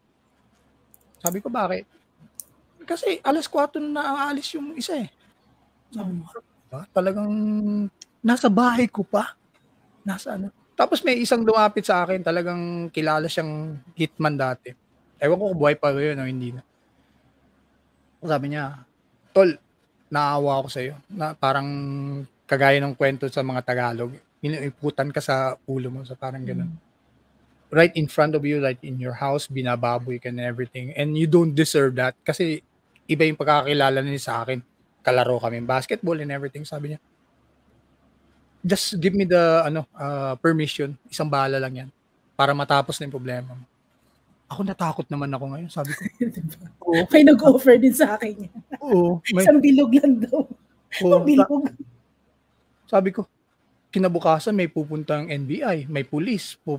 Sabi ko, ang gulo ng buhay na yan. Yes. Diba, nasa newspaper ka. Ikaw pa yung Sisira buhay mo. Bahala na sila. Kanila na lang yun. Sabi ko. Yun. Then, the hardest is the healing part kasi syempre yung kwento na yan, Coach A, hindi mawawala yan. Nandito yan eh. Kumbaga, may mga part ako dati na parang nanginginig pa ako pag kinikwento ko sa ibang tao. Or yung parang kagaya ng sinabi ko sa iyo na nasusuka pa ako because of the parang anong tawag doon? You disgusted. Parang ganun, yes. Parang ang dumi-dumi. At the same time, hindi mo pala alam na yung forgiveness na dapat na-forgive mo sa sarili mo kasi ikaw rin mismo, you don't deserve it. So si Lord lang talaga yung makapagbigay ng grace sa iyo. Once na matanggap mo yon, thank you Lord, you gave me that. You grant at hindi me that. Na siya mawawala ever sa iyo, no? Yung presence ni God. Yung presence ni God, di siya mawawala sa iyo.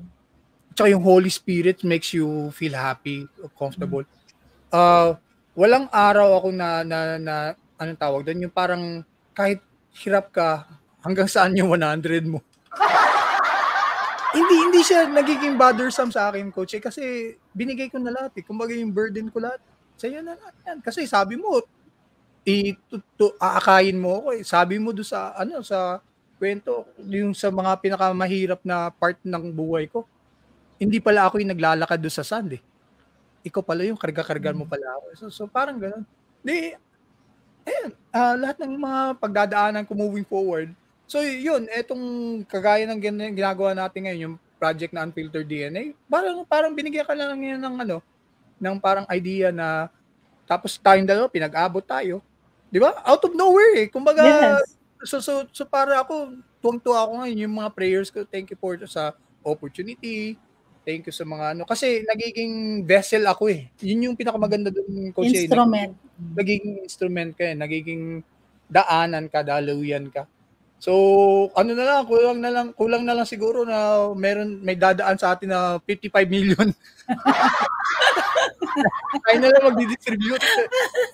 Bank account na bigla na papasok. Ayan. Daluyan ka ng blessing. Sige. Kasi may mga ibang tao, iba naman yung just to clarify, iba naman po yung purpose natin in life. May taong ganun, may generous na is being blessed because of that. Na kung mayroon siya makikita na kahit stranger, may problema sa hospital, he's generous, I'll pay for the bills. Yun yung purpose niya eh. While tayo, Coach A, it's siguro the gift of gab. Di ba? Yung ikaw natatouch mo agad yung isang tao because of your coaching part. Ako naman sa social media, sa broadcasting, ayan, yung inspiration when it comes to playing love songs or music sa radio.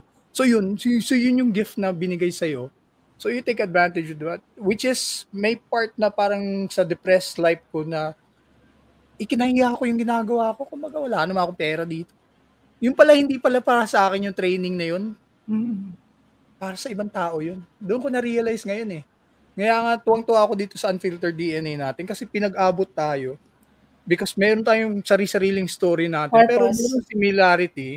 Yes. Tapos yung pala, para if ever na whoever's nakikinig sa recorded or sa live streaming natin, ganda sana kung live stream to, no? Yes, ganda sana. Pero okay lang po, pwede mapanood nyo po ng live to. As live pa rin, as recorded. Ayan, mabe-benefit yung tao na nakikinig. Kasi somehow, nami-mirror nila yung sarili nila sa mga pinagdadaanan namin. kung may mga challenges sila na mas mahirap pa, at least merong dalawang tao na who will not judge them, who will not like give them biased opinions or whatsoever. Basta ang unbiased insights namin, yun po yung gusto namin maibigay sa inyo. Si Coach A is willing to go through a certain session in terms of coaching to not just resolve the problem which is coming from deep inside you, but you realize how you can become a better you. Yun yung nakaganda doon. And to mind you ha, anong parang Holy Spirit na nag-guide sa amin, kahit wala po kaming tulog dalawa. Gising na gising. Parang yung battery namin fully charged, parang energetic kami. Diba? Kami pinagmamamal. Si Coach Babe sasabi sa akin, nakatulog ka na ba? Record na agad. So, ako mamaya, meron pa akong isang show. So parang, I don't mind. Gagawa pa ako ng modules ko.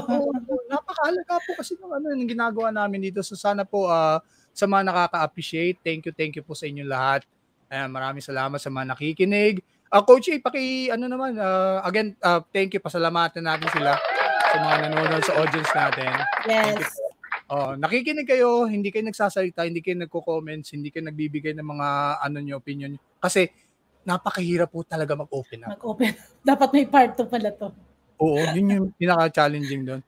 So si Coach A naman, meron naman siya yung mga projects niya tsaka yung mga ginagawa na baka somehow you could possibly DM her and she could be a valuable assistance at saka help para sa iyo. And she's willing to serve. Coach A, saan kanila mahahanap? Yun, mahanap niyo na pa ako sa tabi-tabi.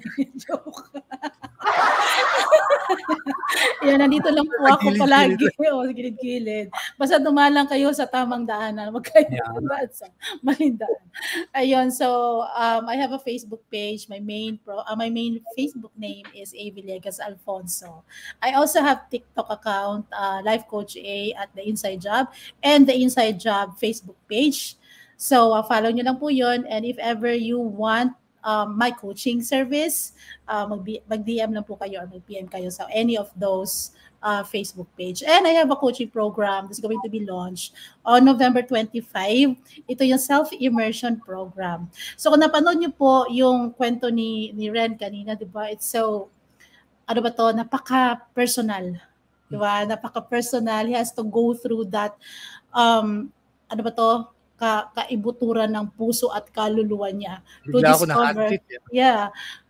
discover himself and the love he has for himself at sa tao na nagkamali sa kanya. That's how inner work is.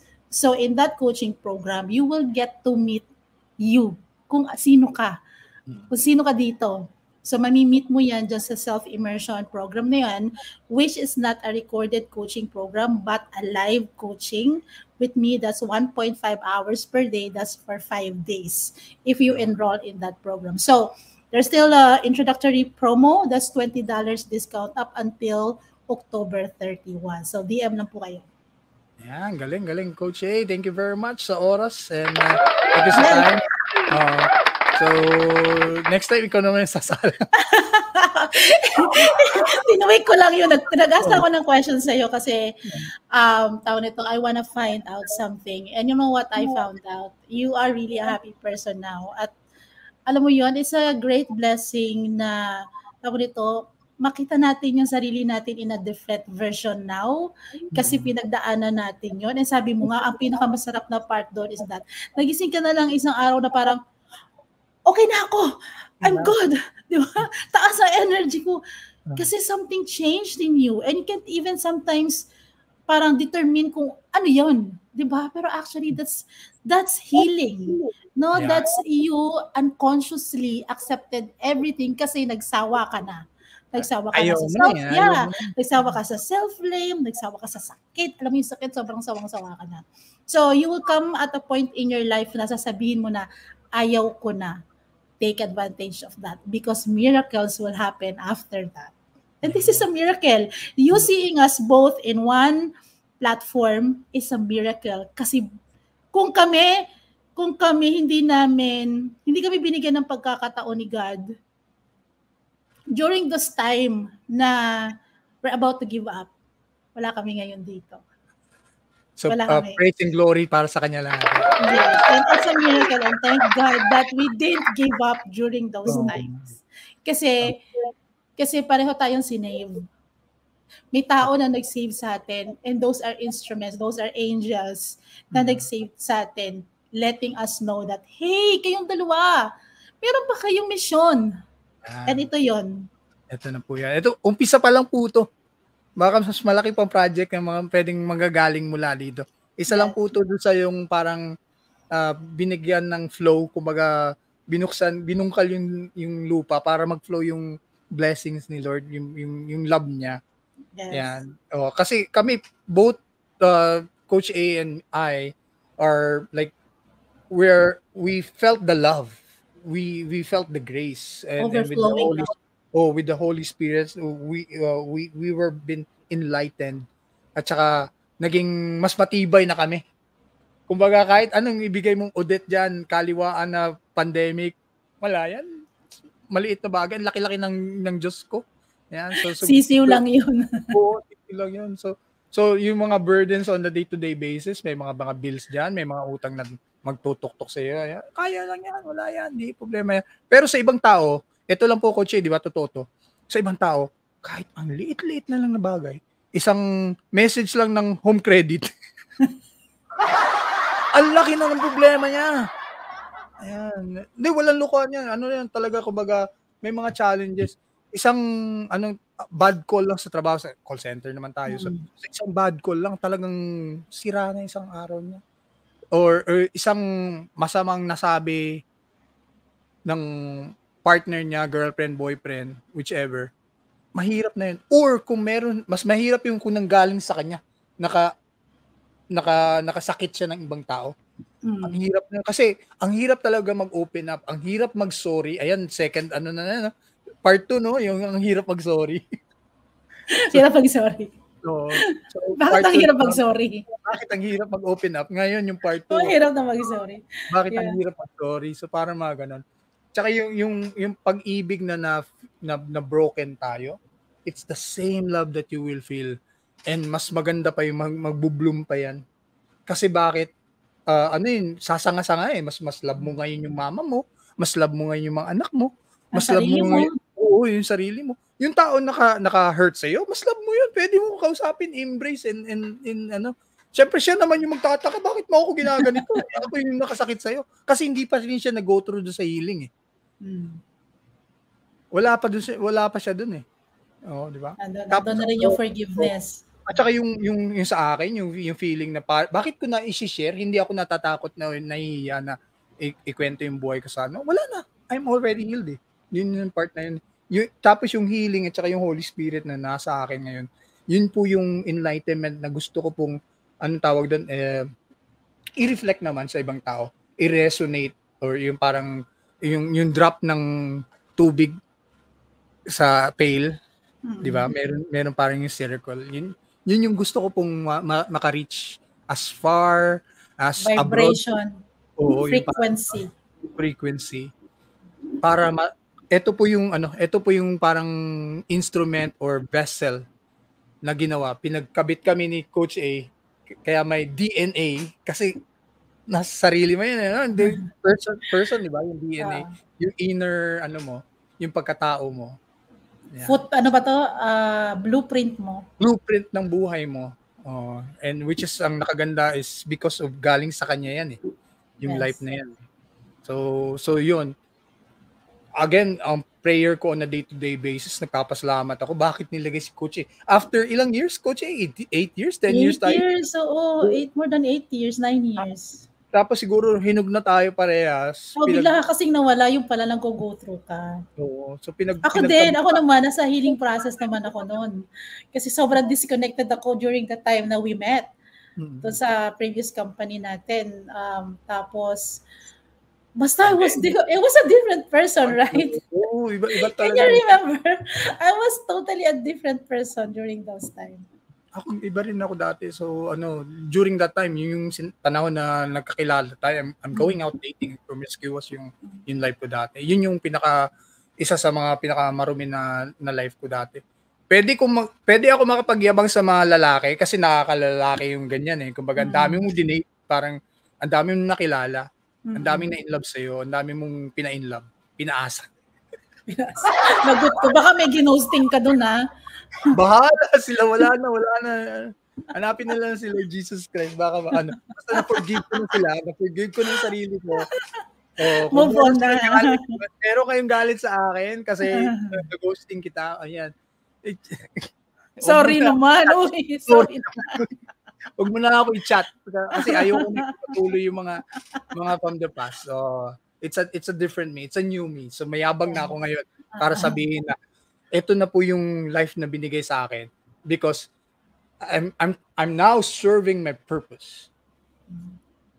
I'm now following the lead which was given to me para sa purpose to help somebody else. Yes. And Coach A, meron din ganun sa kanya. So that's why she is having this coaching opportunity para po sa iyo yun. So kung nakikinig ka dyan, marami ka pinagdadaanan, mahirap yung buhay mo, struggle, challenges, and everything. The storm, mga rough roads, or yung stumbling blocks.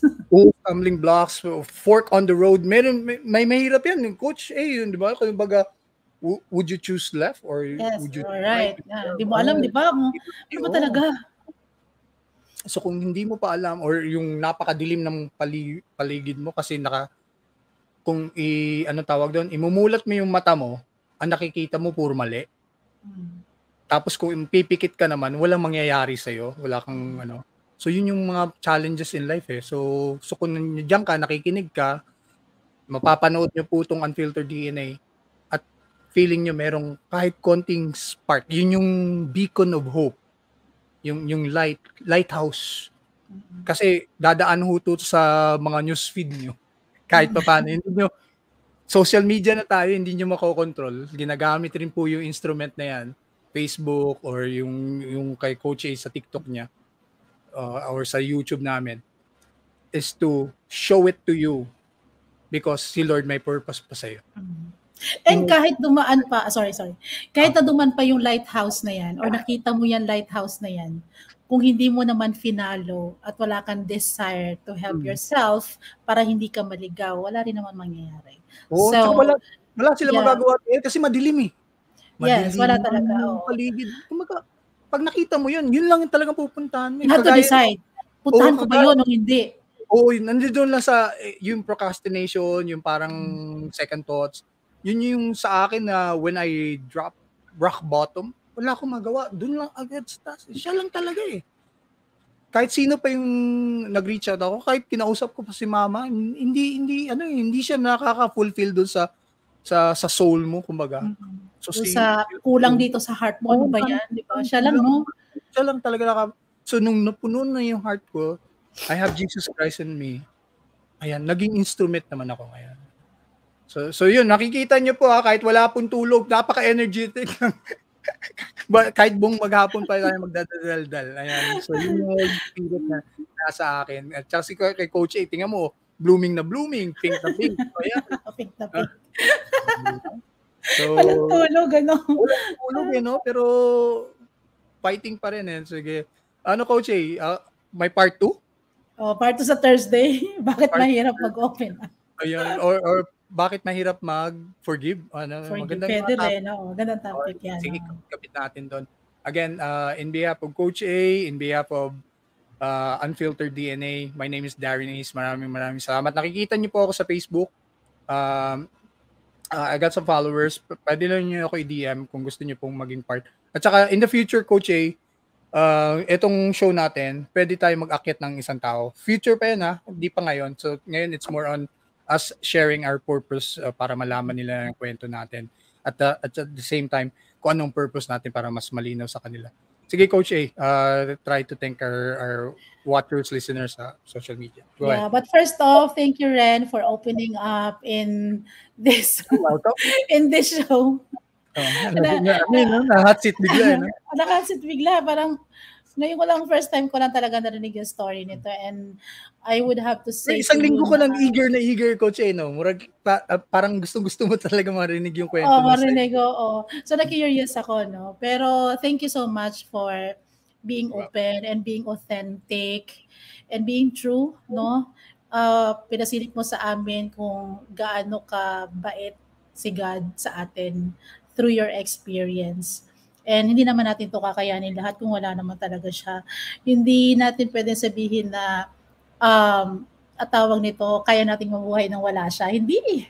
Kahit anong gawin mo, hindi, walang miracles din na mangyayari sa atin kung hindi niya rin ginusto for us. Sa akin, ang miracle will always be me waking up in the morning and having the opportunity to be of service, to do good, and to continue being a good person. Yun talaga yun eh. And being grateful sa lahat ng blessing niya. So thank you, Ren, for sharing your story. Nagtanong ako. Dire-diretso. Oo, so ganyan din sa coaching, di ba?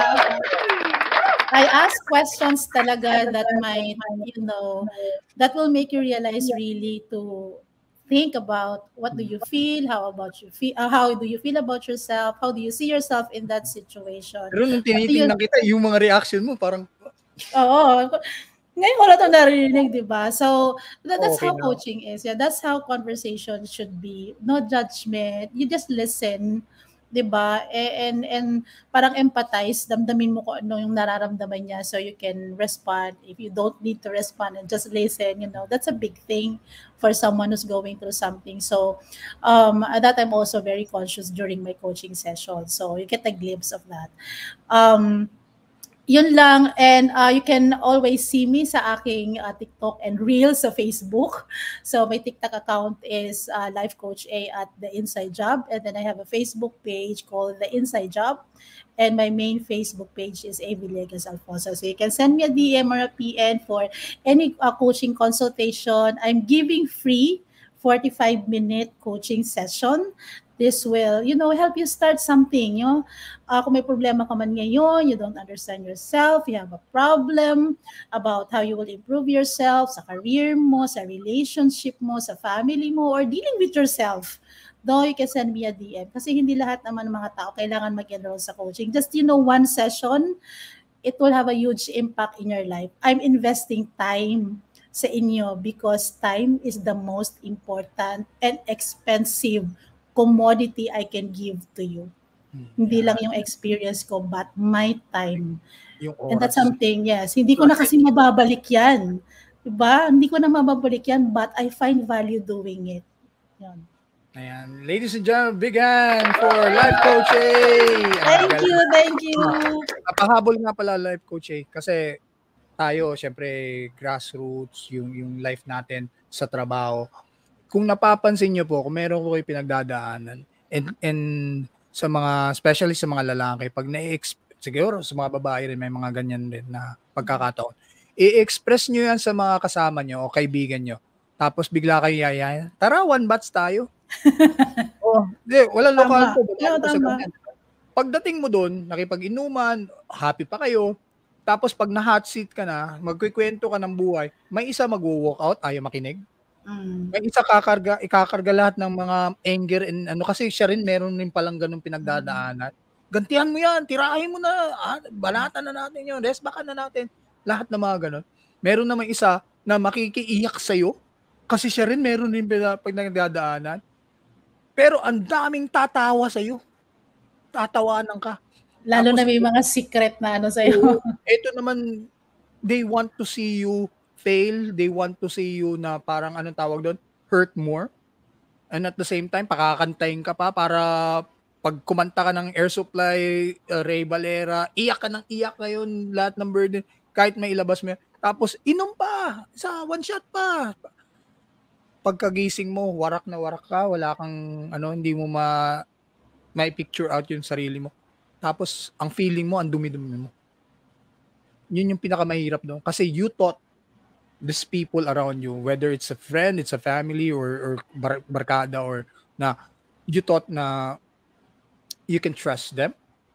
Ang ending yun, para kang mas itutulak ka sa down in the mud, no?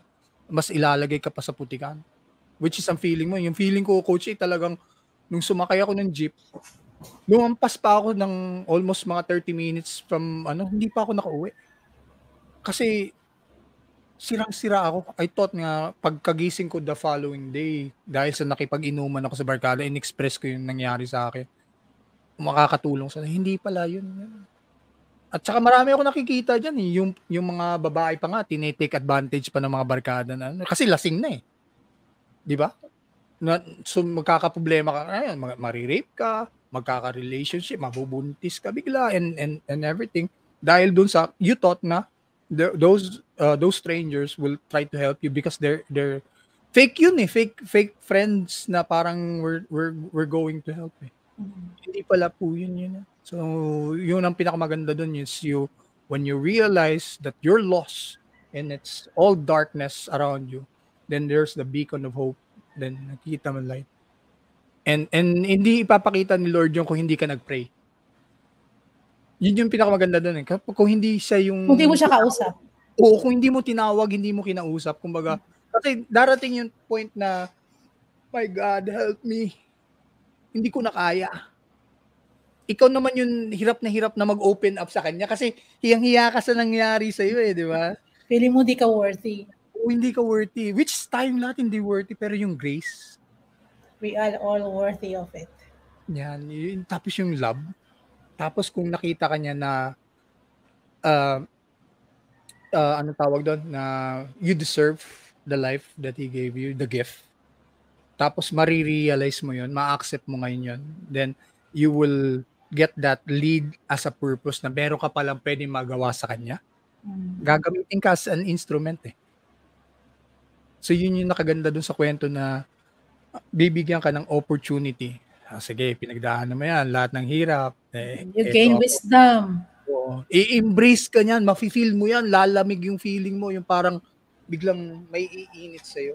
Meron pa nga, Coach, nung nag-go through ako dun sa, before I got baptized sa CCF, may isang babae, lang to karagdagang kwento lang to. Kasi iyak na ako ng iyak doon, parang siya, parang retreat eh. Iyak na ako ng iyak. Tapos habang yung iba may sariling kwentuhan. Tapos ako, solo ako na parang nagpe-pray ako, Lord, na ganito ganyan yung pinagdadaanan ko. Tama ba to offer my life to you? Tapos may lumapit sa akin pagkatapos ng session, parang may break tayo. May lumapit sa akin na babae na nandoon pala sa dulo. Sabi niya, you know what? I saw like some angel na naka-akbay sa'yo. May pinagdadaanan ka malaki. Okay. Tapos sabi ko, inopen ko na sa kanya. Kaya pala na. Yung parang nag-glow ka na, nagbago ka na bigla. Nagbago na daw yun. Tapos sabi ko, tuwang-tuwa ako ngayon, na-appreciate ko siya. Tapos kasi paano niya nalaman, di ba? Oo. Tapos nung tinanong ko yung mga kasama ko, nakita niyo babae? So wala naman nag-approach sa'yo. Yung messenger na may nagsabi na may nag-embrace sa akin, both like parang mystery sa akin. Yes. Dala-dala ko yung kwentong yan eh. Kasi di ba miracles happen, no? Oo. Yung mga katabi ko sa table, sabi, wala naman dumaan sa'yo. Ba't may nakita kang ganyan? Hindi kasi may magandang babae. Hindi ako nagka-intention na like to go back to the old me to say hi and hello kasi iba yung intention, di ba? Parang ganun. But she's a messenger. Sinabihan ako na yung pala, merong nag-i-embrace sa'yo habang umiiyak ka dyan sa dulo. Tapos nung hinahanap ko siya, tumayo ako talaga, pinuntahan ko dun sa parang comfort room yata dun. Wala ako nakita bumalik. Wala rin nakaupo doon. So pinuntahan ko yung table nila. Wala rin nakaupo doon. So there's a certain person na parang ginamit lang on like a persona or something. Just to tell me. Send you the message. You're okay. Naka-embrace si Lord sa'yo. Tinutulungan ka niya. Ako warning. Buti ka nga sinabi sa'yo na na someone is embracing you, yung angel mo. Ako naman, it serves as a warning. Before ko pagdaanan yung masalimuot kong buhay na naginip ako, nakita ko yung mukha ni God, ni Jesus. Siguro dahil yun yung mukha na nakita ko sa kanya because yun yung picture na nasa wall ko. So I would say na siya yun. Kasi yun yung pagkakakilala kong hugis ng mukha niya. Alam mo kung ano message niya sa akin? 3 beses niyang sinabi, matuto kang magpatawad. Matuto kang magpatawad. Matuto kang magpatawad. Kaya pala 10 years. At saka 10 kaya pala years. tatlo, ikaw, yung ano mo, yung partner mo, at saka yung mama mo. Kaya pala tatlo, no? Alam mo yung parang sabi ko, kaya pala winarningan ako kasi ito pala yung pagdadaanan ko. So Galing, ano? miracles really happen. I don't think na wala na tong nangyayari ngayon kasi everyday may miracles talaga. Yung nangyayari na lang magandang bagay sa iyo nang hindi mo naman hinihingi. Ano? Parang magsasabi sa iyo na, oh, anak, deserve mo to. Deserve mo to. Kasi napagdaanan mo na lahat. So, gaan ang buhay, di ba? Gaan ang buhay pag nandyan siya kasama mo. And yung mga tao sa paligid natin, they're not, those people who are part of our lives, na nakastay pa magmula noon hanggang ngayon, sila talaga yung God sent na mga tao sa buhay natin. Those are your people. Those are your, yung grupo mo talaga. Yung, they are, yung circle mo, parang ganun. Yes, they are God's angels na nagsasabi sa iyo, oh, bibigyan kita ng kaibigan ha, para may makausap ka dyan. So, choose really the circle of friends na you keep in your life. Kasi yan din makakatulong sa iyo. And if meron ka lang pagdadaanan, huwag mong kalimutan na nandyan siya. And second is, never blame yourself. Never, kahit nasabihin mo na nagkamali ka sa mga choices mo, kaya ka nagsasuffer, never blame yourself. Be thankful na nagawa mo yung ganyang klaseng decision kasi at least natuto ka sa hard way nga lang. But then again, kung hindi mo naman siya natutunan, hindi ka naman magiging wiser. It's still a blessing, right? It's a blessing. Sabi pa nga nila, yung the best sailor is yung mga nagdaan ng storm. The best soldier, yung dumaan na maraming gera. Diba? Yes. The best carpenter is the one who builds a lot of tapos yung sa atin naman sa social media, the person who has a lot of content, a lot of mga ganito, mga podcasts genuine and everything. Genuine story. They become masters of what they're doing. Tayo, bigla lang tayo pinagdikit ulit eh. Hindi ko alam bakit out of nowhere bigla ka nag-message. Sa Reels yun. Sa Reels, nag-message ka because of forgiveness. So parang ganun, pinagdikit lang tayo because of one purpose. At saka natuwa rin ako, parang nabigyan rin ako ng enlightenment. Ito, tawagin mo to, unfiltered DNA. True. Para kasi it will, anong tawag doon? You become an instrument, you're the D, Life Coach A is the A. Oo. And together we're DNA. The blueprint. The blueprint. Ayan. Tapos unfiltered, walang script. Totoo po lang pinagkukwentuhan namin dito mga friends, wala po like previous na yung nagkukwentuhan kami, wala po, hindi po nangyari. Basta lang nilagay yung camera sa harap. Sumalang lang ako, mag-PM lang ako kay Coach A, pasok na. Akyat ka na dito. Ayan, ready mo na yung camera mo. So ito po is created with his guidance and at the same time with the same purpose. Kami anong tawag doon? Nagpapagamit lang po kami para sa kanya to serve a bigger purpose, a greater purpose. Kasi po all the glory and praise babalik sa kanya. Yes. So yan po yung kahit ano po yung pinagkukwentuhan namin dito, minsan tumatawa kami, minsan napakaseryoso namin, minsan kagaya ng mga buhay namin na masalimuot na kumbaga pag ikukwento mo sa kapitbahay mo, hindi gusto pakinggan yan eh. Kumbaga, ano pakialam ko sa'yo? Di ba totoo, Coach? Parang ganun. Yes. Or makikinig sila for yun to benefit the chismis. Alam mo yan? Yun yung gusto. Nangyari yan sa akin yung nagkwento ka, tapos umiiyak ka pa habang nagkikwento ka. Tapos yung nangyari pala, kinuwento lang yan din niya sa iba. Tapos ngayon, pinagtatawanan ka. Diba? Parang, ang hirap pag-open up alam mo ba si ganito, ganyan? Yes. Kinutuwa nila na bumagsak ka. And hindi mo naman sila masisisi kasi ganyan sila, hindi mo naman mababago yan eh. So, you really have to be careful with the people na, mo yun, i-open mo yourself. Akala mo, yun yung inner group mo. Oo. Kaya wala na sila, hindi ko na sila ngayon friends. Ako ganun rin, yung mga drinking session, yung mga barka-barkada, yung pinakanta ka sa videoke, sa'yo lahat yung microphone na yan, kantahin mo lahat ng nasa sa loobin mo. Tapos warak ka afterwards, wala ka nakuha na pagbabago. Hindi po yan yung mga tamang tao. You really have to protect your wellness, no? Yeah. Kung hindi na siya nagbibigay ng value sa life mo, why mo i-keep, diba? So yun. So dapat maging ka rin, anong tawag doon?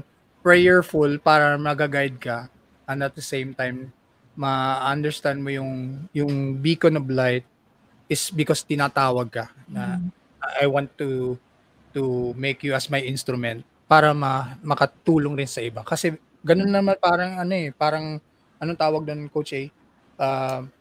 Ginamit tayo, pinili tayo because of a certain talent, pero yung talent na yun, hindi galing sa sarili namin, but binigay niya rin sa amin.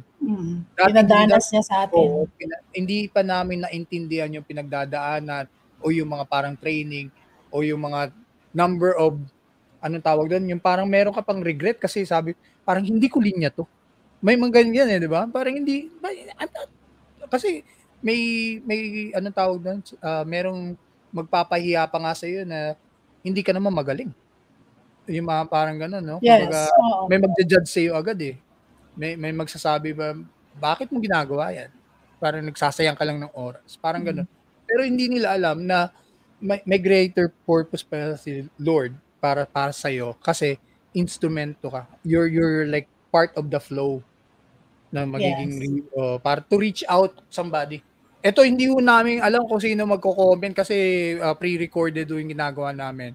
So whoever's anong tawag, Coach, yung parang nare-reach namin, nakakalabit na napopoke. May mga ganun yung poke nananudge.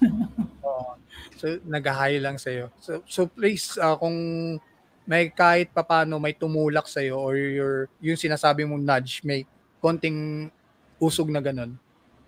And it will encourage you to put a message parang yung sasabi, we don't need the praise kasi kay Lord lahat ng glory and may magsasabi ang gagaling namin dito. Hindi po, wala ako kaming practice, wala akong mga training center na pinagdaanan namin because of that, but yung pinag-aralan namin tsaka yung genuine na experience namin, yun po yung tutulong somehow sa inyo because kami yung naging instrumento.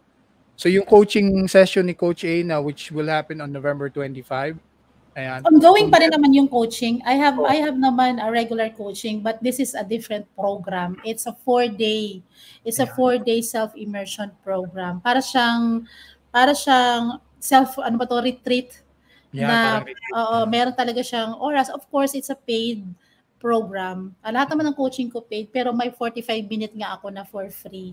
So just message me for more details around that and you would be able to get some parang benefits on that. I-take advantage nyo po yun doon. Kasi sometimes yung anong tawag doon, yung something you get out of that session is more valuable than the money that you will spend for. Yes. Walang priceless po yun eh. Kasi remember, in 4 days, you will change your life. In 4 days. Diba? You will change the way you see yourself.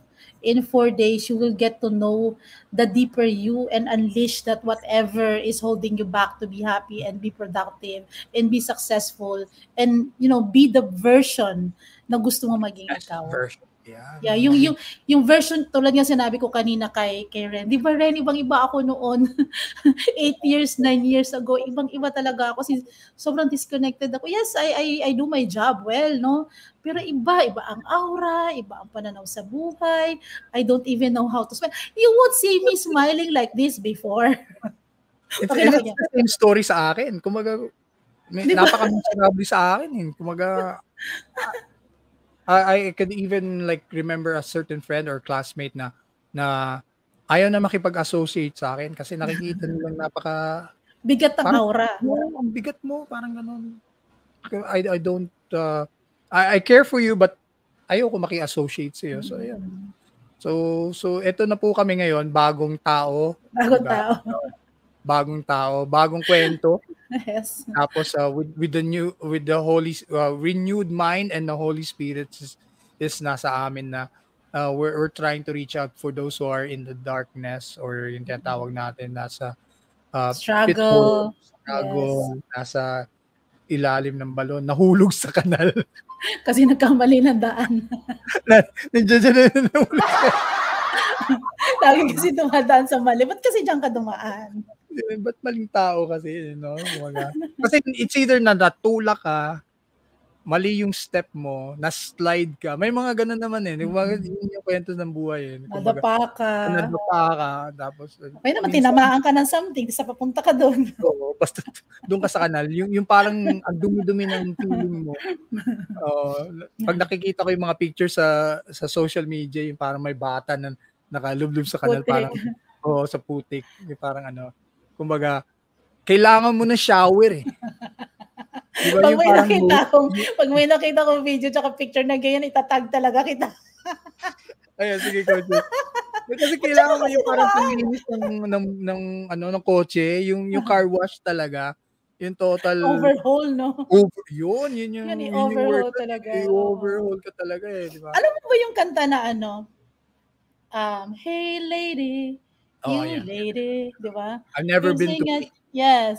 Yun, I've been to places, ano ba to? I've been with kings and mga yes, but I've never been to me. How sad, di ba? If you're going to interpret that song, ang dami mong napuntahan, ang ganda ng mga experiences mo sa life, ang dami mong material things na nakuha, you've met a lot of different people, powerful people, and people who are rich, pero you've never been to you. Di mo kilala yung sarili mo, wala kang one-on-one session sa sarili mo, wala kang me time, wala kang self-immersion, you don't know why you're feeling hurt, you don't know why you're feeling so alone, you don't know why you're feeling so stuck in life, you don't know why you don't have any direction in life, you don't even know your purpose, kasi you don't know yourself. That's where this coaching is created. Yes. So I'm inviting you to take advantage of that on November 25. Limited lang po yung kaya ko na i-coach. So I'm just looking for like 5 to 6 people. So I already have 2. So 4 na lang yung hinahanap ko kasi hindi ko gusto na masira yung quality ng time because nagmamadali ako. I also have an 8-hour job. So kailangan divided lang talaga yung oras na yun. And pag sinabi ko divided, kung yung oras na yun is para sa'yo, nakafocus ako 100% sa'yo. Yeah. That's why limited, hindi ko kailangan ng maraming students. Hindi ko kailangan ng maraming, hindi ko kailangan ng maraming kliyente. Hindi po yan yung aking habol. Okay? So yan, take advantage of that. Yes, please. Baka ang dami na nating napuntahan sa mundo, pero hindi mo lang natin nabisita yung ating inner child. Lost ka pa rin eh, no? Ladies and gentlemen, the one and only international life coach, Coach A. Thank you.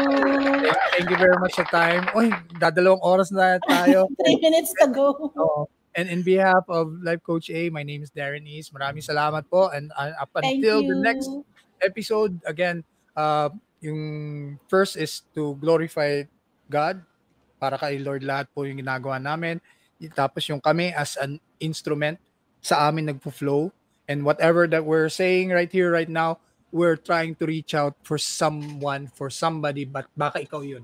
Baka ikaw yun. Hi, hello. You, it's shout you. Out sa'yo. Yes. Baka ikaw yun. Please, huwag ka mahiya kasi hindi dadaan to sa feed mo or sa social media mo kung walang purpose si Lord. So kami ginagamit lang kami as an instrument. So please take advantage of that. Yung panahon, yung makakapanood ka nito. Ang haba, 2 oras, pero dami pa natin pwedeng pagkakwentuhan. Dami pa pwedeng mapag-usapan. And alam ko napakahirap po mag-open up. So yung next topic namin is bakit napakahirap mag-sorry, 'di ba? Yes. Bakit napakahirap mag-forgive? Yes. Ang dami na kakabit-kabit na yan, Coach, no? Bakit mahirap mag-move on at saka ma-in love ulit? Yes. Bakit ang hirap ng mga anong tawag doon? To take back whatever yung mga regrets, 'di ba? Yung bakit gano'n. So ang daming pwedeng maging next topic namin. So kami kinatutuwa po namin na nandiyan kayo. Again, we clap our hands to praise si Lord at saka sa inyo. Maraming salamat po. Thank you po. Para po sa inyo to, in behalf of Coach A, this is Unfiltered DNA. Up until next episode. Thank you, guys. Good day. God bless. Ingat.